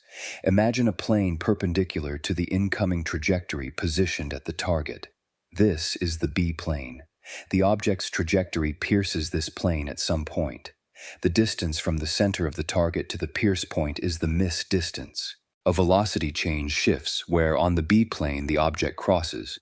But moving from the outer edge to the center, from a miss to a hit, requires large changes or precisely directed small changes. Computer modeling confirms this. AI-driven astrometric tools like OrbNet and Astro AI have simulated 3I Atlas's trajectory under various assumptions. Researchers have asked what velocity change applied, when and in what direction would result in an Earth intercept. The answer is unambiguous. You'd need delta V's on the order of several kilometers per second, not 86 meters per second. You'd need them applied months earlier, not near perihelion. And you'd need precise knowledge of Earth's future position and velocity.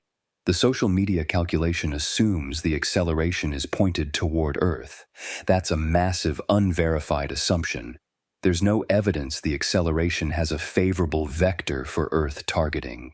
NASA and ESA scientists who have access to the full astrometric data and sophisticated orbital propagation models have concluded the object is not on an Earth intercept course. They factor in uncertainties, perturbations, and potential non-gravitational forces. Their models show a safe passage. If the numbers suggested otherwise, if there were even a small chance of impact, planetary defense protocols would activate.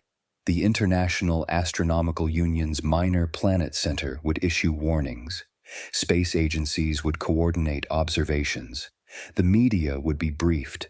None of that is happening because the trajectory is clear, the miss distance is comfortable, and the object poses no threat. So the miss distance reality check comes down to this: the geometry, the timing, the required velocity changes all point to a distant, safe passage. The numbers might look alarming if you focus only on the arithmetic of delta V in isolation, but the full picture, the orbital mechanics, the timing, the miss distance all contradict the intercept scenario. This doesn't mean 3I Atlas is uninteresting. It's fascinating. A rare visitor possibly exhibiting unusual behavior worthy of study, but the claim that it's on track to reach Earth, that claim is not supported by the data, it's not supported by the models, and it's not supported by the experts who study these objects for a living. It's a misinterpretation, a dramatic extrapolation from incomplete assumptions, a narrative that spread faster than the science could catch up, and it's time to set the record straight. Let's step back and examine how we got here. How did a scientific anomaly transform into alien probe targeting Earth in the span of a few weeks? The answer lies in the intersection of psychology, technology, and incentives. In how information flows in the digital age, in how uncertainty becomes spectacle. The story begins with real data. Avi Loeb reports a non-gravitational acceleration. That's fact. A measurement peer-reviewed, or at least based on credible sources. It's published, discussed among astronomers, and enters the public discourse. Then someone, an independent researcher not affiliated with any major institution, takes that data and runs a calculation. The calculation is correct. The arithmetic checks out. But the interpretation, the leap from, here's a possible velocity change, to, this object is lining up with Earth. That's where data becomes narrative. The post appears on social media. It's formatted to grab attention. Short sentences, bold claims, a sense of urgency. If this acceleration continues, could line up with Earth. Possible course corrections. The algorithm takes over. Social media platforms are designed to amplify engagement. Posts that generate reactions, replies, shares, and dwell time get boosted. Controversial content, dramatic content, fear-inducing content, these perform well algorithmically. Within hours, the post spreads. Other accounts pick it up, add their own commentary, their own speculation. Some present it as fact, others frame it as a question. Is 3i Atlas targeting Earth? The question mark provides plausible deniability while still planting the seed of fear. Visual content amplifies further. Someone creates a graphic showing the object's trajectory with a line pointing toward Earth. Never mind that the line is speculative based on unverified assumptions. Visuals stick in memory. They feel authoritative. Mainstream media notices. Outlets looking for traffic-driving headlines pick up the story. Some frame it responsibly. Interstellar object shows. Unusual behavior. Scientists investigating. Others go sensational. Is an alien probe heading toward Earth? The psychology here is powerful. Humans are pattern-seeking creatures. We evolved in environments where detecting threats, even false positives, was advantageous. Better to mistake a shadow for a predator than to ignore a real predator. An interstellar object with unexplained acceleration isn't just a comet behaving oddly. To our pattern-seeking minds, it's a signal, a sign, maybe a warning. We're also drawn to narratives that give meaning to chaos. The universe is vast and different, often random, but a story where an object is deliberately approaching us, that's intentional, that's meaningful. That's in a strange way comforting, because intention implies we matter. Conspiracy thinking amplifies this. Once the seed is planted that the object might be artificial, every ambiguity becomes evidence. The lack of a visible coma. Proof it's not a comet, the unusual color, engineered materials. The trajectory. Deliberate targeting. The lack of official confirmation of radio signals. Obviously a cover-up, governments hiding the truth because they don't want to cause panic. The narrative becomes self-reinforcing, immune to contradiction. Any evidence against the claim is reinterpreted as evidence of suppression. This isn't unique to 3i Atlas. Oumuamua went through the same cycle in 2017. A weird object appeared. Scientists admitted they didn't fully understand it, and the internet filled the gaps with aliens. Fast radio bursts, initially mysterious, were speculated to be alien signals before natural explanations emerged. The Pentagon's UAP reports, unidentified aerial phenomena, sparked waves of speculation, even though most cases have prosaic explanations. Humans crave stories, and in the absence of complete information, we construct narratives to fill the void. But there's a danger here. A real danger that goes beyond one object passing through the solar system. When we blur the line between data and interpretation, between measurement and speculation, between what we observe and what we imagine, we erode trust in science itself. People become skeptical of experts. They said Oumuamua was just a comet, but look how weird it is. Maybe they're wrong about 3I Atlas too. This is a false equivalence. Scientists didn't say Oumuamua was just a comet. They said it's likely natural, possibly a comet with unusual properties or an asteroid fragment. They acknowledged uncertainty. They continued studying it. But nuance doesn't translate well on social media. Headlines flatten complexity. Uncertainty becomes either confirmation or denial with no middle ground. The responsibility falls on multiple shoulders. Scientists must communicate clearly, distinguishing what they know from what they're guessing. Media must prioritize accuracy over clicks, resist sensational framing, provide context. Platforms must reconsider algorithms that reward engagement over accuracy, that amplify fear over facts. And individuals, all of us, must cultivate critical thinking. We must ask, what's the source? What's the evidence? Who's verified this? Is this data or interpretation? The viral claim about 3I Atlas took real data, a measured acceleration, and added layers of assumption to reach a dramatic conclusion. The math works in isolation, but the real world, with all its complexity, doesn't conform to simplified calculations. Multiple factors, direction, timing, geometry, observational evidence all point to a safe passage. Yet the fear narrative persists because it spread faster than the debunking could catch up. This is the challenge of our age. Information travels at the speed of light.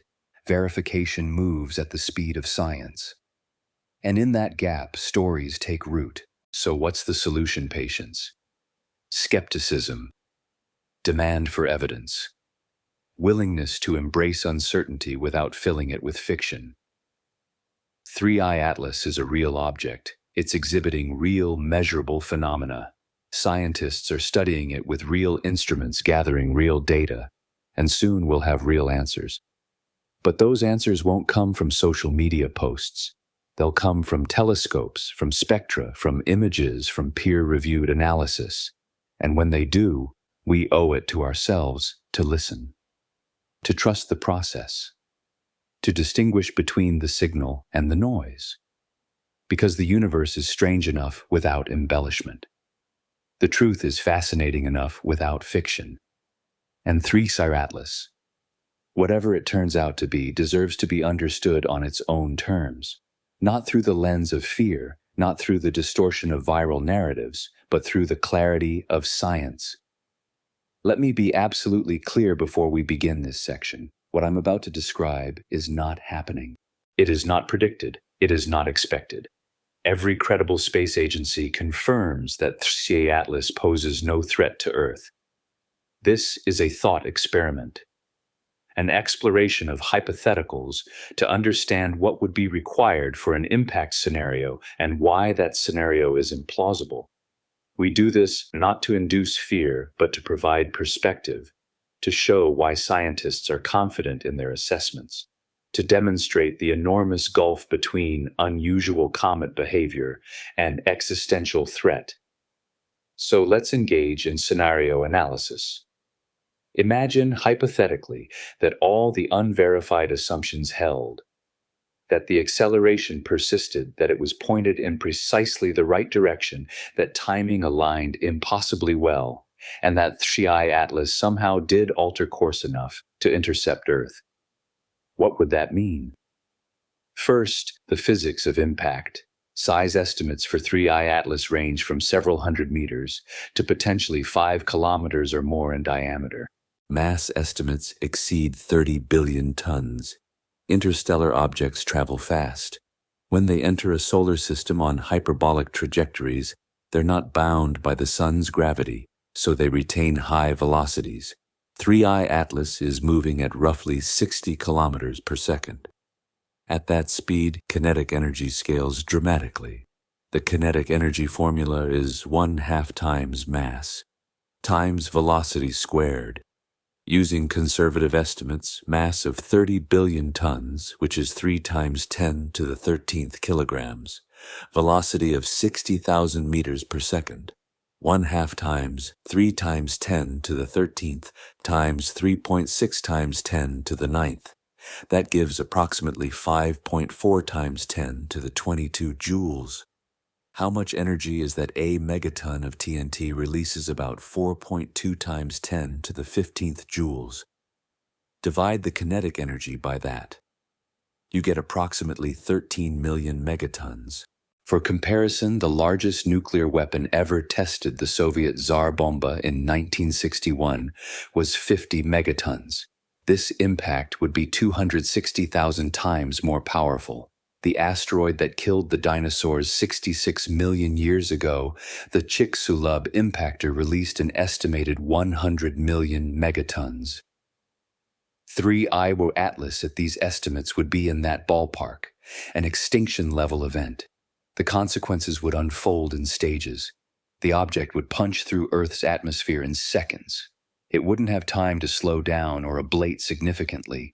It would hit the surface at nearly full speed, releasing all that kinetic energy in an instant. The explosion would dwarf anything in human history. If it hit land, the fireball would ignite everything within hundreds of kilometers. The shock wave would flatten structures across thousands of kilometers. Earthquakes would ripple through the crust, triggering quakes far from the impact site. If it hit an ocean, the tsunami would be thousands of meters high at the impact zone, traveling outward at hundreds of kilometers per hour. Coastal regions worldwide would be inundated. But the immediate destruction is only the beginning. The energy would vaporize the impactor and a huge volume of rock soil or water, sending it into the atmosphere.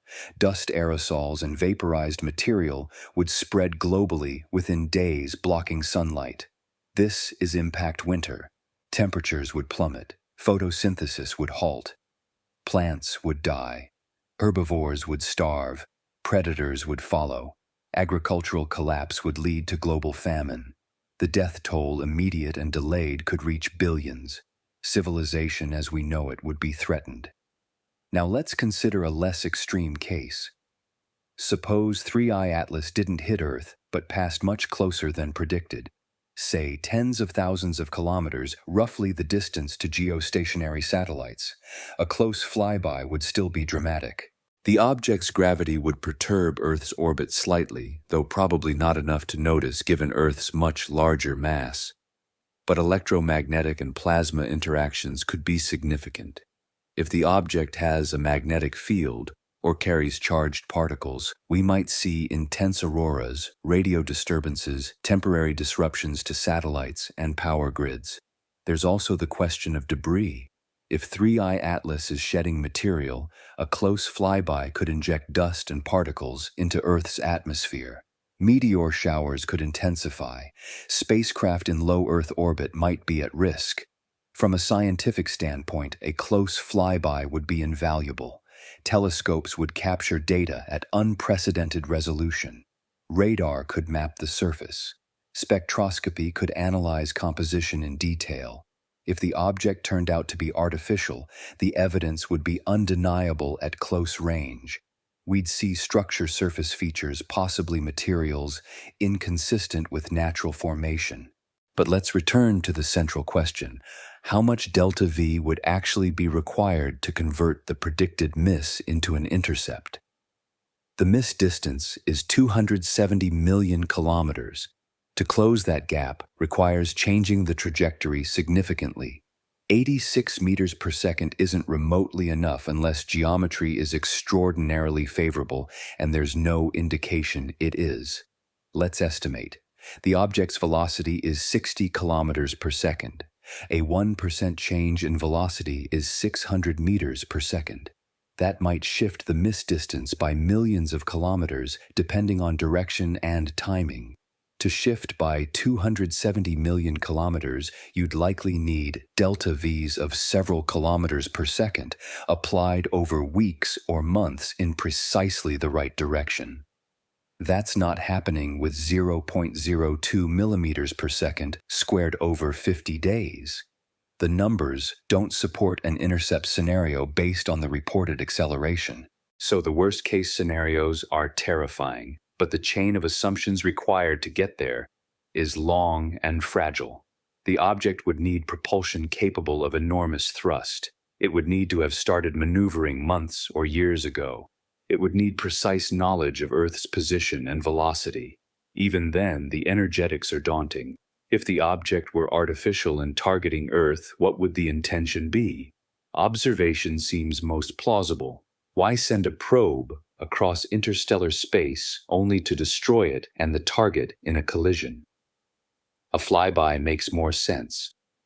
Get close enough to study the planet, its atmosphere, its biosphere, maybe even detect technological signatures, then move on. Alternatively, maybe the trajectory is coincidental, random dynamics from whatever star system it came from. We're reading intent into randomness, seeing patterns where none exist. What monitoring and defense options do we have? Not many, frankly. Planetary defense systems like NASA's DART. The double asteroid redirection test are designed for smaller, slower objects that we detect years in advance. An interstellar intruder moving at 60 kilometers per second, detected only months before closest approach, is beyond our current capability to deflect. Early warning helps. If we detect objects years in advance, we might have time to plan missions, maybe even launch interceptors for study or deflection.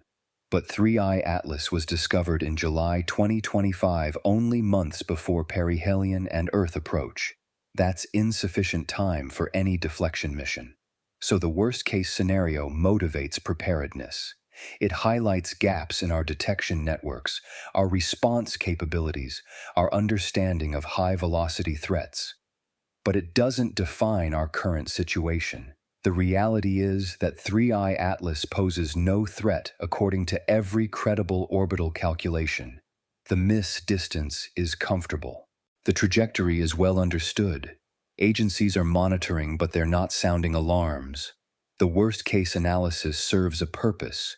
It provides perspective. It shows what an actual threat would look like, how different it would be from what we're seeing. And by understanding what would be required, we appreciate why scientists are confident in saying, this object is not on a collision course. This object is not a threat. This object will pass safely and continue on its journey. Fear is understandable. The unknown is unsettling. But fear informed by facts is manageable. Fear informed by misinformation is dangerous. 3I Atlas is not reaching Earth in the catastrophic sense. It's passing by as predicted, as calculated, as confirmed by every major space agency, and when December 19th arrives, we'll watch it pass. Distant, safe. A visitor from another star bidding us farewell as it heads back into the dark. Walk. 3I Atlas is only the third confirmed interstellar object ever detected. Let that sink in for a moment. In all of recorded human history, in centuries of astronomical observation, we've only confirmed 3 visitors from beyond our solar system. The first was Oumuamua, discovered on October 19, 2017 by the Pan-STARRS telescope in Hawaii. Its name, Hawaiian for scout or messenger, captured the sense of wonder and mystery it evoked. Oumuamua was strange from the start. Its shape, inferred from brightness variations, suggested an elongated object perhaps 10 times longer than it was wide, a cigar or pancake tumbling through space. Its trajectory showed a small but measurable non-gravitational acceleration as it moved away from the sun. Spectroscopy revealed no coma, no tail, no obvious signs of outgassing, yet something was pushing it. Avi Loeb famously suggested it might be a light sail, a thin, reflective sheet pushed by solar radiation. Most astronomers disagreed, proposing instead that it was a comet with unusual properties, maybe composed of hydrogen ice or nitrogen ice that sublimates without leaving a visible cloud, maybe a fragment of a disrupted planet. To this day, Oumuamua remains debated. We never got close-up images. It's gone now, fading into the darkness beyond Pluto. We'll never know for certain. The second was 2I Borisov, discovered on August 30th, 2019 by amateur astronomer Gennady Borisov using a homemade telescope in Crimea. Borisov was different. It looked like a normal comet. It had a coma, a tail's spectroscopic signatures of water and carbon monoxide. It behaved exactly as expected for an icy body passing close to the sun. In many ways, Borisov was reassuring. It showed that not every interstellar object is weird. Some are just comets from somewhere else doing comet things. Now we have 3I Atlas, a visitor that falls somewhere between the extremes. Some cometary features, some anomalies, puzzling but not inexplicable. What does this tell us about interstellar objects in general, and that they're diverse? That we can't assume they all behave like solar system comets or asteroids, that composition, structure, and history vary depending on where and how they formed. The chemistry of planetary systems depends on countless factors. The metallicity of the parent star, the presence of nearby supernova that enriched the interstellar medium, the temperature and pressure gradients in the protoplanetary disk, the migration of giant planets that scattered material. Every star system is unique. Every comet forged in those systems carries a chemical fingerprint of its birthplace. Studying interstellar objects offers a unique window into the universe beyond our reach. These are pieces of other worlds, debris from planetary systems light years away delivered to our doorstep. By analyzing their composition, structure, and behavior, we learn about the diversity of stellar environments, the chemistry of planet formation, the dynamics of galactic ecology. Detection rates suggest interstellar objects pass through the inner solar system more frequently than we once thought. Before Oumuamua, we had theories but no detections. Now 3 and 8 years. As telescopes improve, as sky surveys expand, we'll find more. The Vera Rubin Observatory, set to begin full operations, soon will scan the entire southern sky every few nights. It's expected to detect 1 to 2 interstellar objects per year, possibly more. Within a decade, we might have catalogs of dozens. We'll start to see patterns, to categorize them, to understand what's common and what's rare. This brings us to planetary defense. While 3I Atlas poses no threat, the fact that extrasolar bodies can cross our solar system means future ones might come closer. Detection and response capabilities must improve. Planetary defense against interstellar objects is harder than against solar system objects for several reasons. First, speed. Interstellar objects travel much faster, tens of kilometers per second instead of a few. That gives less time to react and makes deflection more difficult. Second, unpredictability. We don't know their orbits until they're already here. Solar system objects follow predictable paths we can track for decades. Interstellar visitors appear suddenly, often inside the orbit of Jupiter, before we notice them. Third, limited observation windows. They pass through quickly and fade from view. We might have only months to study them, months to react if one posed a threat. Mission design becomes critical. If we detect an interesting or potentially hazardous interstellar object years before its closest approach, could we send a spacecraft to intercept it? The answer is maybe, depending on the trajectory and our readiness. Missions like the European Space Agency's Comet Interceptor are designed to respond quickly to transient targets. The spacecraft will wait in space at the Sun-Earth Lagrange. Point 2, ready to be redirected toward a suitable comet when one appears. More missions like that, pre-positioned, waiting for targets, could revolutionize our ability to study interstellar visitors. Advanced radar and optical tracking would help too. Better astrometry means more precise orbits, earlier detection of potential threats, better characterization of interesting objects. Artificial intelligence assists by sifting through vast data sets, flagging anomalies, predicting trajectories. AI-driven orbit prediction tools are already improving detection and analysis. There are technological spin-offs as well. Modeling high-velocity objects improves our understanding of impact physics with applications in material science and planetary geology. Tracking faint, fast-moving objects pushes the limits of instrumentation and data processing. These advances benefit not just planetary defense but astronomy more broadly. Now consider the implications if 3i Atlas or a future visitor turned out to be artificial. The impact on the search for extraterrestrial intelligence would be enormous. SETI has been listening for radio signals for decades, searching for deliberate transmissions from other civilizations.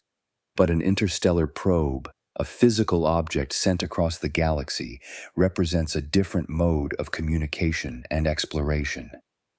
It suggests a civilization that built machines, launched them into space, and either still exists or has left these relics behind. If 3i Atlas is natural but weird, the implications for solar system formation and extrasolar chemistry are still massive. It means the diversity of small body physics is greater than we understood. It means our models of comets, asteroids, and planetesimals need to account for a wider range of compositions and behaviors. Either way, 3i Atlas is a wake-up call. Whether the story ends with a confirmed comet or a revolutionary discovery, the object reminds us that our solar system is not isolated. The galaxy is vast, filled with countless stars and planets. The space between them is not empty. Objects drift, collide, escape, wander. Some of them end up here. Public fascination with alien probes can draw attention and funding to space science, but it also risks miscommunication. Planetary defense agencies must manage both data and narrative, providing accurate information while acknowledging uncertainty. The line between responsible speculation and sensationalism is thin. Scientists like Avi Loeb walk that line, deliberately arguing that we should remain open to all possibilities. Critics argue that entertaining exotic hypotheses without sufficient evidence undermines public trust in science. The debate is healthy. It reflects the tension between caution and curiosity, between conservatism and imagination. 3i Atlas, regardless of what it turns out to be, embodies that tension, and it challenges us to think about what comes next. Because this won't be the last interstellar visitor. There will be others. Some mundane, some mysterious. Some that conform to our expectations, others that shatter them. And each time we'll face the same questions. How do we respond? How do we investigate? How do we communicate findings to a public eager for answers but vulnerable to misinformation? The universe is vast. The unknown is immense. And we are, all of us, navigating between wonder and wisdom. There's a line, a boundary, a place where scientific inquiry ends and speculation begins. It's not always clear. It's not always sharp. Sometimes it's a gradient, a fade-to-gray zone where possibilities blur into probabilities and hypotheses dance with imagination. Understanding where that line is and how to walk it responsibly might be one of the most important skills we need in an age of rapid information flow and viral narratives. Let's talk about the value of speculation. Because it's not inherently wrong, speculation has a place in science. Throughout history, speculative ideas have driven discovery. Atoms were speculation before they were confirmed. Plate tectonics was speculation before it became consensus. Black holes, gravitational waves, exoplanets, all were theoretical constructs before observation proved them real. Einstein speculated about the curvature of space-time before Eddington confirmed it during a solar eclipse. Vera Rubin speculated about dark matter based on galactic rotation curves long before it became accepted. Speculation asks, what if? It explores possibilities. It pushes boundaries. It refuses to be constrained by the known, but speculation without discipline becomes noise. Imagination without evidence becomes fantasy. And when speculation is presented as fact, when hypotheses are treated as conclusions, we lose our way. So where's the line? The line is in the language, in the framing, in how we present ideas. When Avi Loeb suggests that 3i Atlas might be artificial, he frames it as a hypothesis, a possibility to investigate. He doesn't claim certainty. He proposes tests, predictions, observations that could confirm or refute the idea. That's responsible speculation. It's scientifically grounded. It invites evidence to decide. When a social media post claims 3i Atlas is targeting Earth, without qualifiers, without acknowledgement of assumptions, without reference to contrary evidence, that's irresponsible speculation. It's framed as fact. It induces fear without justification. The difference matters. Avi Loeb is controversial in the astronomical community. Some colleagues admire his willingness to think boldly, to challenge orthodoxy, to ask uncomfortable questions. Others criticize him for speculation they see as premature for headlines, they see as sensational for hypotheses they believe lack sufficient foundation. The debate around Loeb is itself instructive. It highlights the tension between openness and rigor, between curiosity and credibility. Should we entertain exotic hypotheses early before exhausting natural explanations, or should we only invoke the extraordinary after the ordinary has been definitively ruled out? There's no universal answer. It depends on context, on evidence, on how we communicate. One principle seems clear: transparency. When we speculate, we should say so. When we assume, we should acknowledge it. When we don't know, we should admit it. Science is not about certainty. It's about reducing uncertainty. It's about building models that fit observations, making predictions, testing them, refining. And sometimes the most scientific statement is, we don't know yet. For 3i Atlas, here's what we know: an interstellar object, real and confirmed. A hyperbolic trajectory bringing it close to Earth by cosmic standards, but far in absolute terms.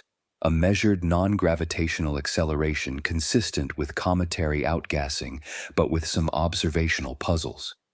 Here's what we don't know: the exact composition, the precise size and mass, the direction and evolution of the acceleration. Whether natural mechanisms fully explain the behavior, here's what we speculate: that it might be an unusual comet with exotic chemistry, that it might be fragmenting or outgassing episodically, that it might, though unlikely, be something we haven't seen before. Notice the gradient, from known to unknown to speculative. The boundaries exist even if they're fuzzy.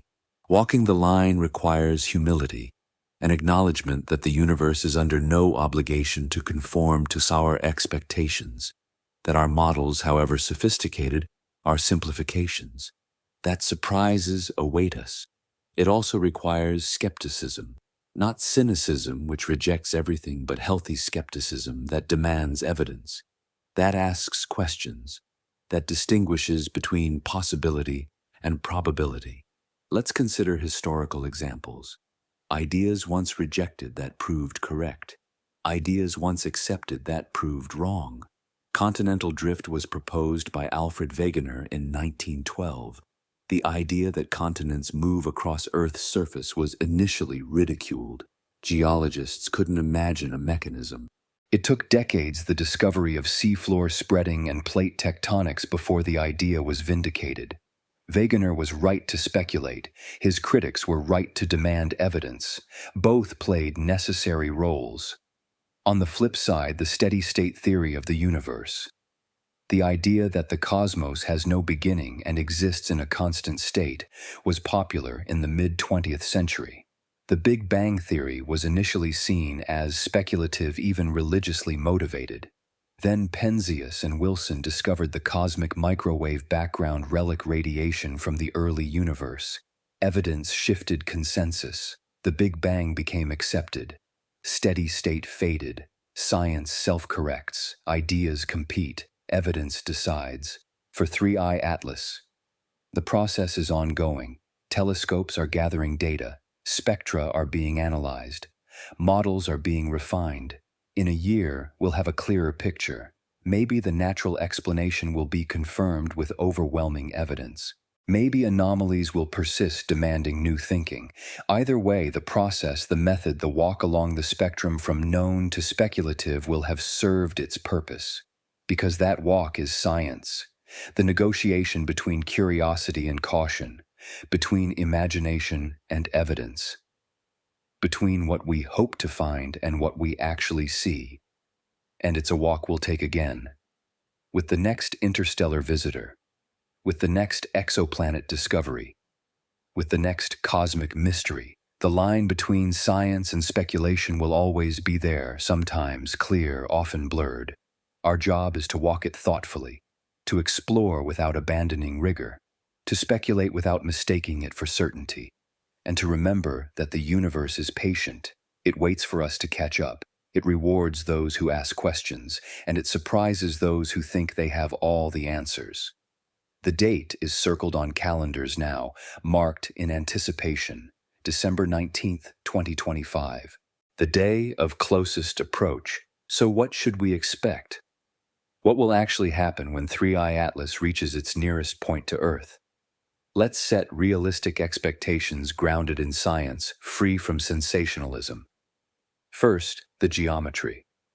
On December 19th, 3 Atlas will be approximately 1.8 astronomical units from Earth. That's 268 to 270 million kilometers, 167 million miles. For reference, the Sun is 1 AU away, about 150 million kilometers. So the comet will be farther from us than the Sun is. It will be a distant visitor, not a close encounter. Visually, what will we see? For most people, nothing. The comet is not visible to the naked eye. Even at its brightest, it's expected to reach only magnitude 11 to 12, far below the threshold of human vision without optical aid.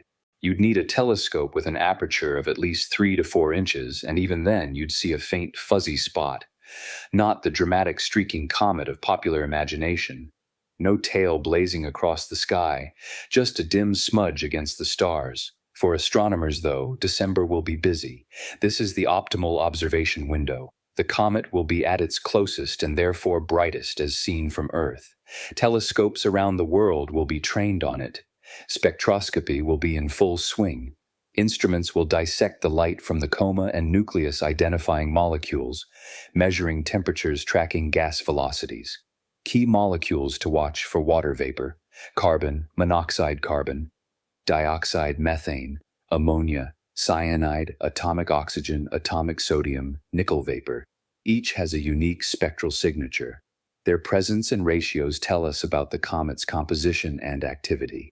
Imaging campaigns will capture high-resolution photos. Hubble, if it's pointed at the comet during this window, will provide clarity. Webb's infrared eyes will pierce through dust to see thermal emission from the nucleus. Ground-based telescopes will contribute too. Adaptive optic systems will compensate for atmospheric turbulence, revealing jet structures. Coma, morphology, possible fragments or satellite objects. Photometry will track brightness over time. If the comet is rotating, if jets are turning on and off, brightness variations will reveal rotation periods, active regions, outgassing patterns. Astrometry will refine the orbit to exquisite precision. Every position measurement narrows the uncertainty. By late December, we'll know the trajectory to within kilometers. Any deviations, any residual accelerations will be mapped. Radio telescopes will be listening. If there are any signals, any unusual emissions, this is when they'd be most detectable. Distance is minimized. Signal strength is maximized. The breakthrough. Listen Project has observing time scheduled. They'll scan across frequencies looking for narrowband signals, modulation patterns, anything inconsistent with natural processes. If signals are detected, protocols exist. Verification by independent observatories. Analysis for structure and content. Immediate publication. Transparency. If no signals are detected, that too is informative.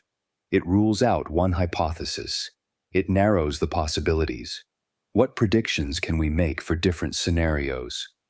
Scenario 1, natural comet behaving as expected. We predict a visible coma proportional to the calculated mass loss rate. Spectroscopy confirms volatiles in abundance. The acceleration decreases as the comet moves away from the Sun, consistent with decreasing solar heating. Images show classic cometary structures, dust tail, ion tail jets aligned with rotation. No surprises. Just an interstellar comet doing what comets do. If this scenario holds, it confirms that the non-gravitational acceleration is outgassing, that our models are broadly correct, and that 3i Atlas, however unusual, fits within the natural framework. Scenario 2. Unusual natural episodic or exotic composition. We predict intermittent brightening evidence of outbursts or fragmentation. Spectroscopy reveals unusual ratios perhaps dominated by carbon monoxide or nitrogen ice. The acceleration persists but correlates with specific events or geometries. Images show asymmetric features, forward jets, complex coma structure. This would be scientifically exciting. It would push our understanding of cometary physics, reveal the diversity of interstellar compositions, and provide a unique data point for modeling planetary formation in other systems. Scenario 3. Genuinely anomalous. We predict minimal mass loss despite sustained acceleration. Spectroscopy shows no significant volatiles. The coma is weak or absent. The acceleration doesn't decrease with solar distance, suggesting an internal or non-thermal mechanism. Radio emissions might be detected. Surface spectroscopy might reveal unusual reflectivity or materials. This would be the puzzle scenario. Not proof of artificiality, but strong evidence that something we don't fully understand is happening. It would demand follow-up. More observations, theoretical work, possibly even a mission to intercept the object on its way out of the solar system if time and technology allowed. What will not happen on December 19th? The object will not suddenly change course and head for Earth. The laws of physics don't allow for last-minute trajectory changes without enormous energy expenditure, energy we haven't seen evidence of. The object will not impact Earth or come close enough to cause atmospheric effects, gravitational perturbations, or electromagnetic disturbances. There will be no dramatic arrival, no blinding light, no fleet of alien ships decloaking behind the comet. Media coverage will likely spike. Headlines will proliferate, some responsible, some sensational. It's important to filter information, to check sources, to distinguish between what telescopes actually see and what speculation fills the gaps. NASA will provide updates, their website, social media channels, press releases. The European Space Agency likewise. These are authoritative sources. Trust them over anonymous posts or clickbait articles. By late December, the comet will begin its outbound journey. It will pass Venus, move toward Jupiter, fade from view. Observations will continue as long as it's bright enough, but the primary window will close. Data analysis will take months. Spectroscopy requires calibration, modeling, interpretation. Imaging data needs processing. Orbital refinements require statistical analysis. Peer-reviewed papers will emerge in 2026, conference presentations, debates. This is how science progresses. Slowly, methodically, transparently. So December 19th isn't a deadline. It's not a moment of revelation or catastrophe. It's an observational opportunity, a chance to gather data on a rare visitor while it's close enough to study in detail, and then it will pass. As predicted, as calculated, as confirmed by every measurement we've made, the mystery of 3I Atlas won't necessarily be solved that day, but will be closer to understanding, closer to distinguishing between the ordinary and the extraordinary, closer to knowing whether this visitor is a comet with unusual chemistry or something else entirely. For now, we watch, we wait, we gather data, and we trust the process. December 19th is not the end of the story. It's a milestone, but 3I Atlas's journey continues. After passing Earth, the comet will travel deeper into the outer solar system. Its path determined by its hyperbolic trajectory and the gravitational influences of the Sun and planets is predictable. Let's trace the journey. The comet passed Venus on November 3, 2025, at a distance of 0.65 astronomical units. That's about 97 million kilometers. Too far for Venus to significantly affect the trajectory, but close enough that spacecraft orbiting Venus, if any were suitably equipped, might have glimpsed it. Earth's closest approach, December 19th at 1.8 AU. Next, Jupiter.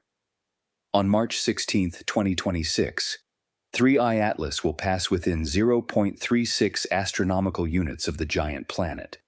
That's about 54 million kilometers. Jupiter's gravity, the most powerful in the solar system after the Sun, will bend the comet's trajectory slightly. Not enough to capture it, the comet is moving too fast, but enough to alter its outgoing direction and speed.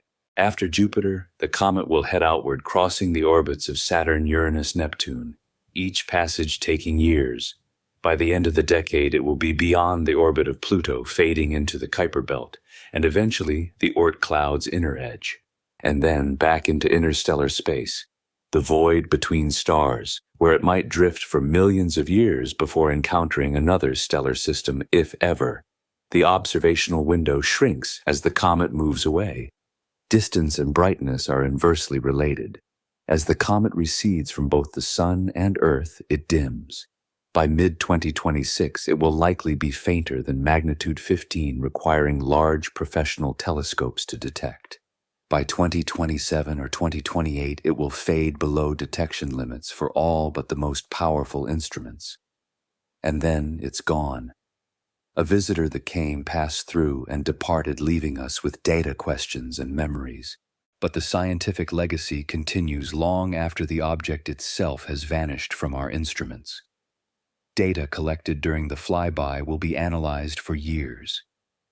Spectroscopic measurements will be compared to laboratory experiments, to models of cometary chemistry, to observations of other objects. Each comparison refines our understanding. Imaging data will be scrutinized for fine details. Jet structures will be modeled to understand rotation states, active regions, subsurface composition. Coma morphology will reveal outgassing patterns. Astrometric data will feed into orbital dynamic studies. The precise trajectory, the measured accelerations will be used to test models of non-gravitational forces. Future researchers will use 3I Atlas as a calibration point, a known case, against which to compare new discoveries. What will we learn, regardless of whether the object is natural or something else? We'll learn about the composition of material formed in other star systems.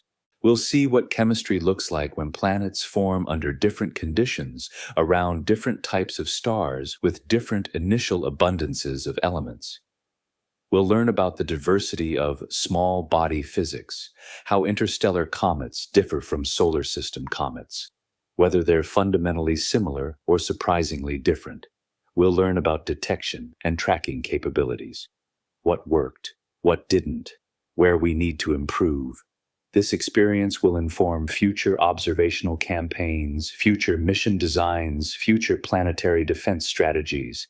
If Atlas turns out to be natural, it joins the catalog of interstellar visitors.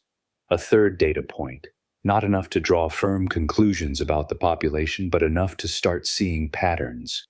If observations reveal something genuinely anomalous, something that doesn't fit natural explanations, then we learn that the universe is stranger than we thought, that our models need expansion, that possibilities we dismissed too quickly deserve reconsideration.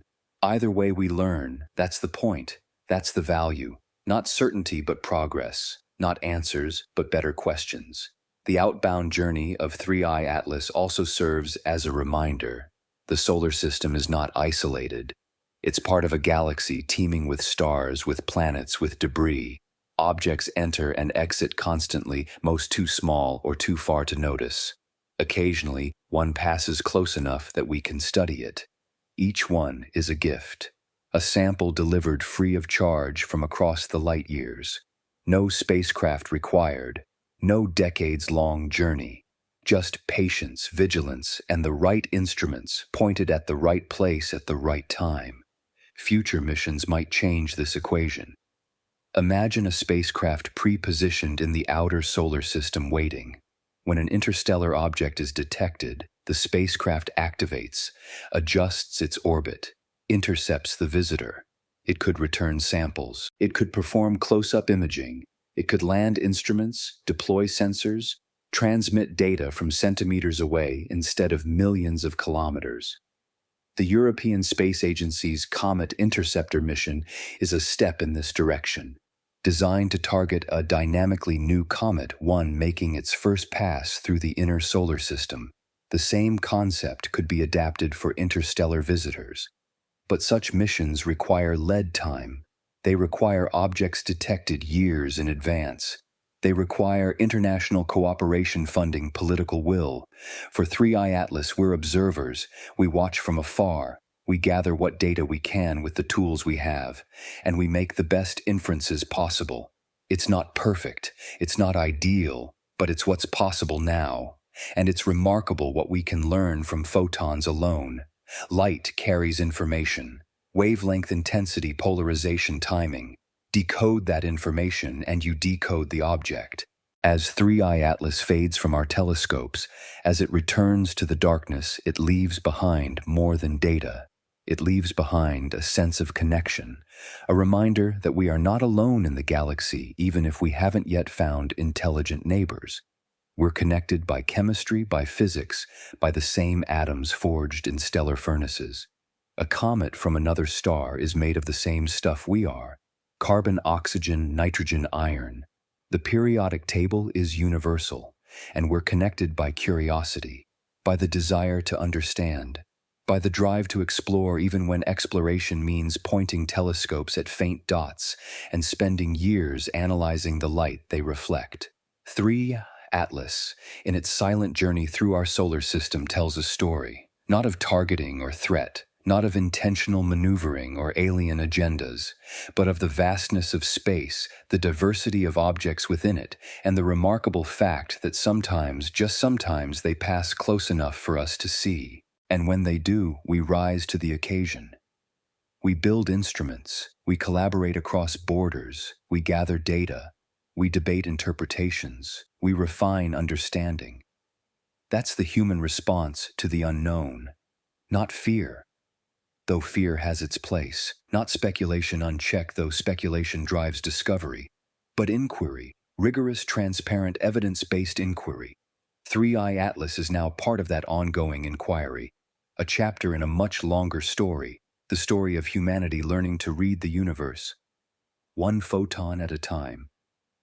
Let me bring us back to where we started, with a claim. A dramatic, alarming claim that swept through social media and captured imaginations worldwide. 3i Atlas is on track to reach Earth. We've spent considerable time examining that claim. We've looked at the data, the calculations, the assumptions. We've explored natural explanations and exotic hypotheses. We've considered trajectories, energetics, and observational evidence. And now, as we near the end of this investigation, it's time to synthesize, to summarize, to separate what we know from what we don't, to distinguish confirmed facts from persistent speculation. Here's what we know with certainty. 3i Atlas is real. It exists. It was discovered on July 1, 2025 by the Atlas Survey Telescope in Chile. It is the third confirmed interstellar object to enter our solar system in recorded history.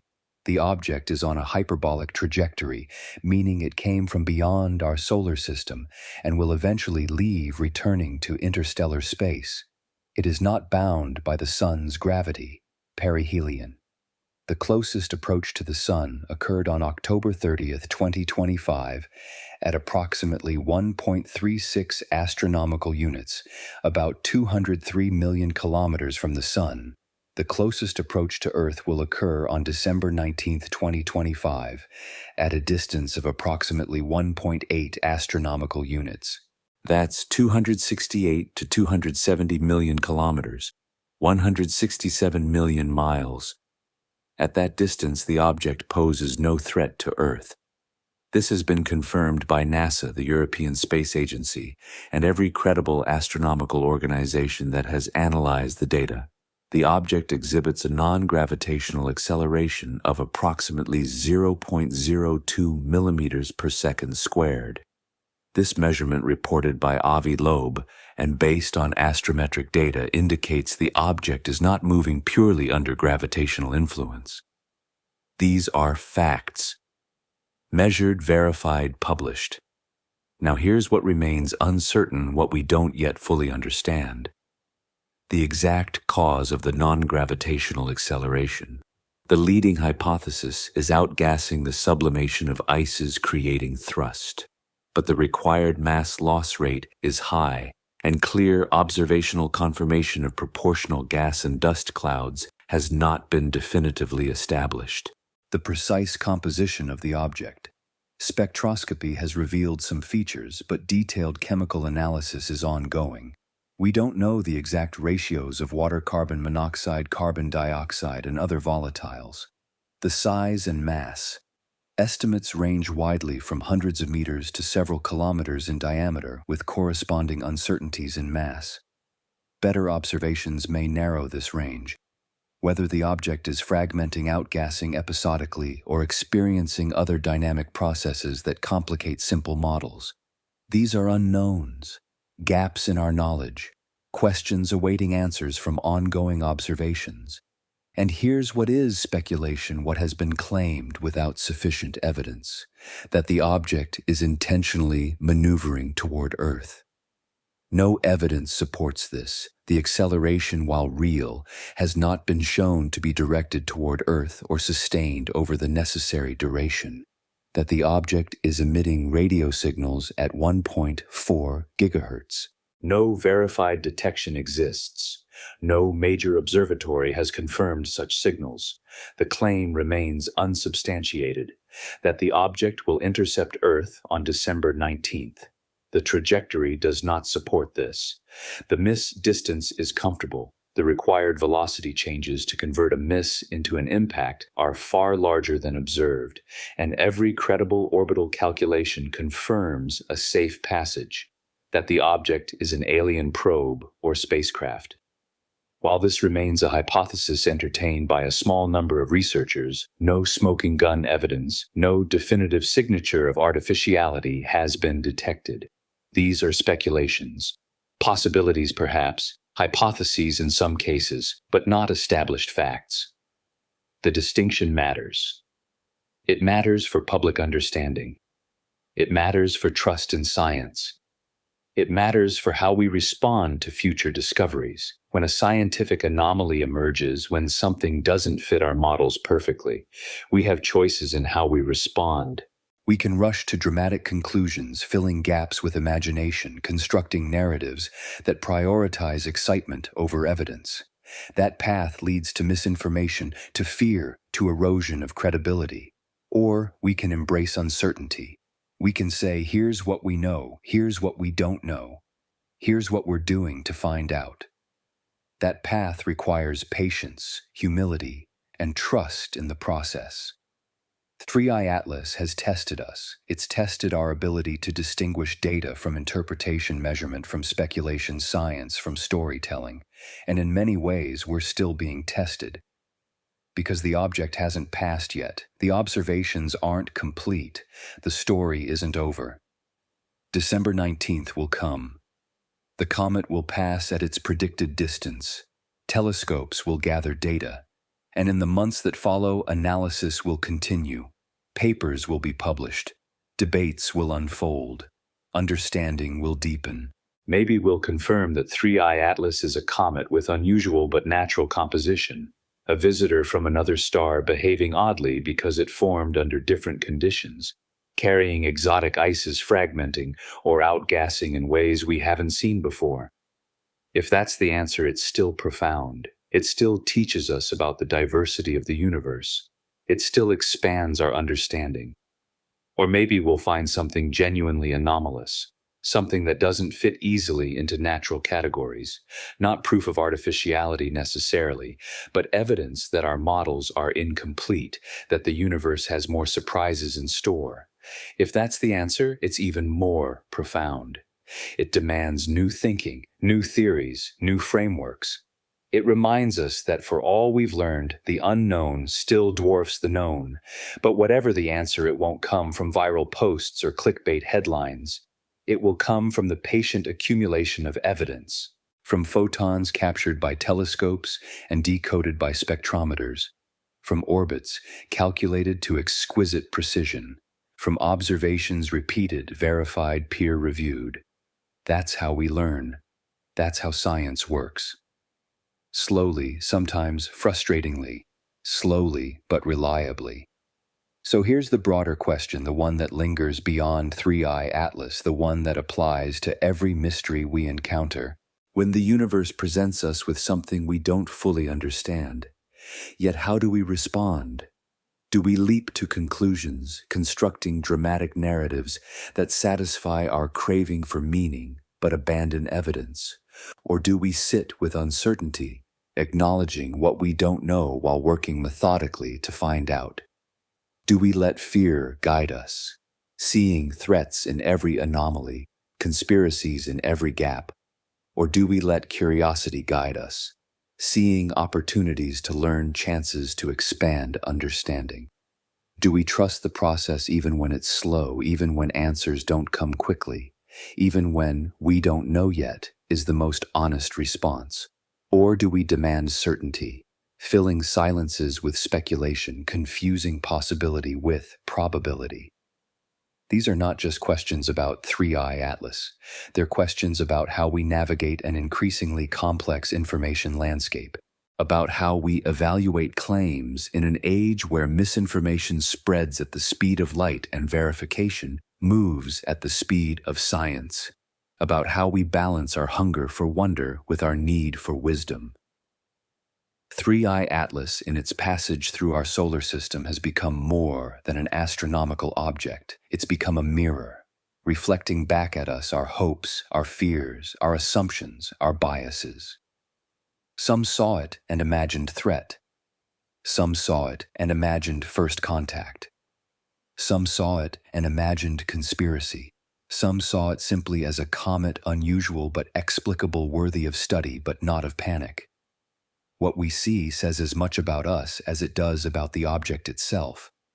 And so the question I'll leave you with tonight is not about Three-Eye Atlas's trajectory or composition, not about whether it's natural or artificial, not about whether we've solved the mystery.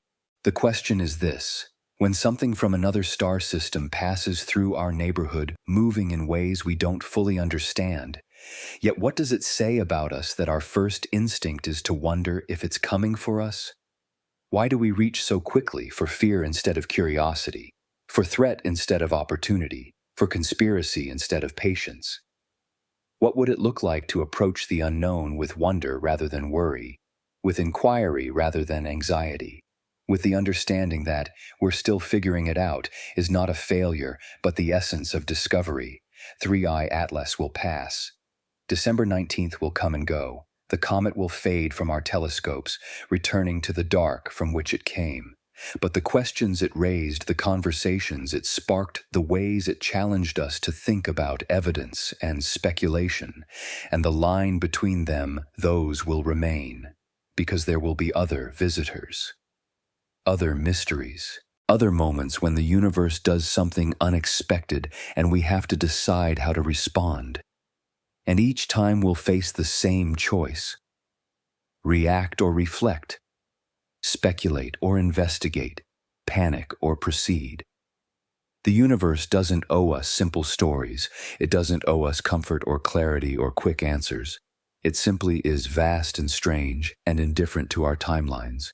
Our job is to study it, to measure what we can measure, to admit what we don't know, to distinguish between evidence and imagination, and to remember that the greatest mysteries are often the ones that teach us the most, not just about the cosmos, but about ourselves, about how we think, how we learn, how we navigate the space between the known and the unknowable. Three-Eye Atlas is on track to reach us, not as a threat, not as a collision, but as a teacher, offering lessons in humility and patience in the scientific method itself. The question is whether we're ready to learn. Keep watching the sky, stay curious, question the headlines, demand evidence, embrace uncertainty, and remember, the universe is far stranger and more wonderful than any story we could make up about it. In a few weeks, Three-Eye Atlas will make its closest approach to Earth, passing at a distance that keeps it safely in the realm of observation rather than interaction. Close enough to study, far enough to remain a visitor, not a threat. Whether it's a comet with unusual chemistry, a fragment of another world behaving strangely under our sun's light, or something that will reshape our understanding of interstellar objects, that answer is still being written, still emerging from data, still waiting for December and the months beyond. The mystery isn't whether 3i Atlas is on track to reach Earth.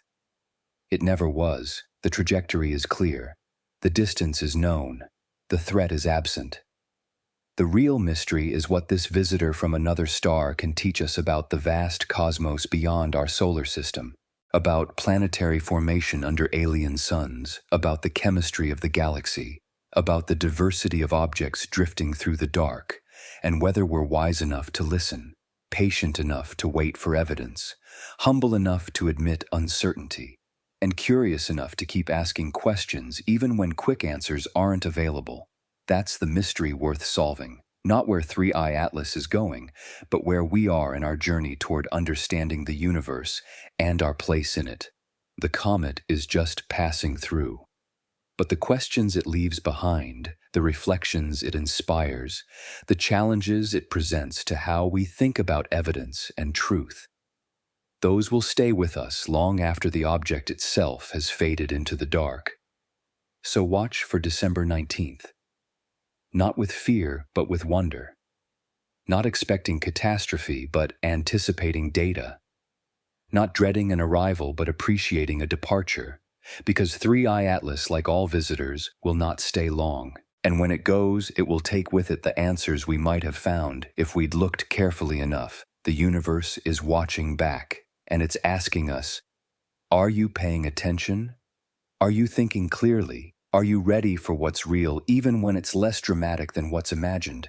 Are you ready to embrace mystery without inventing meaning? To acknowledge the unknown without filling it with fear? That's the test. Not of 3i Atlas, but of us. And the results are still coming in.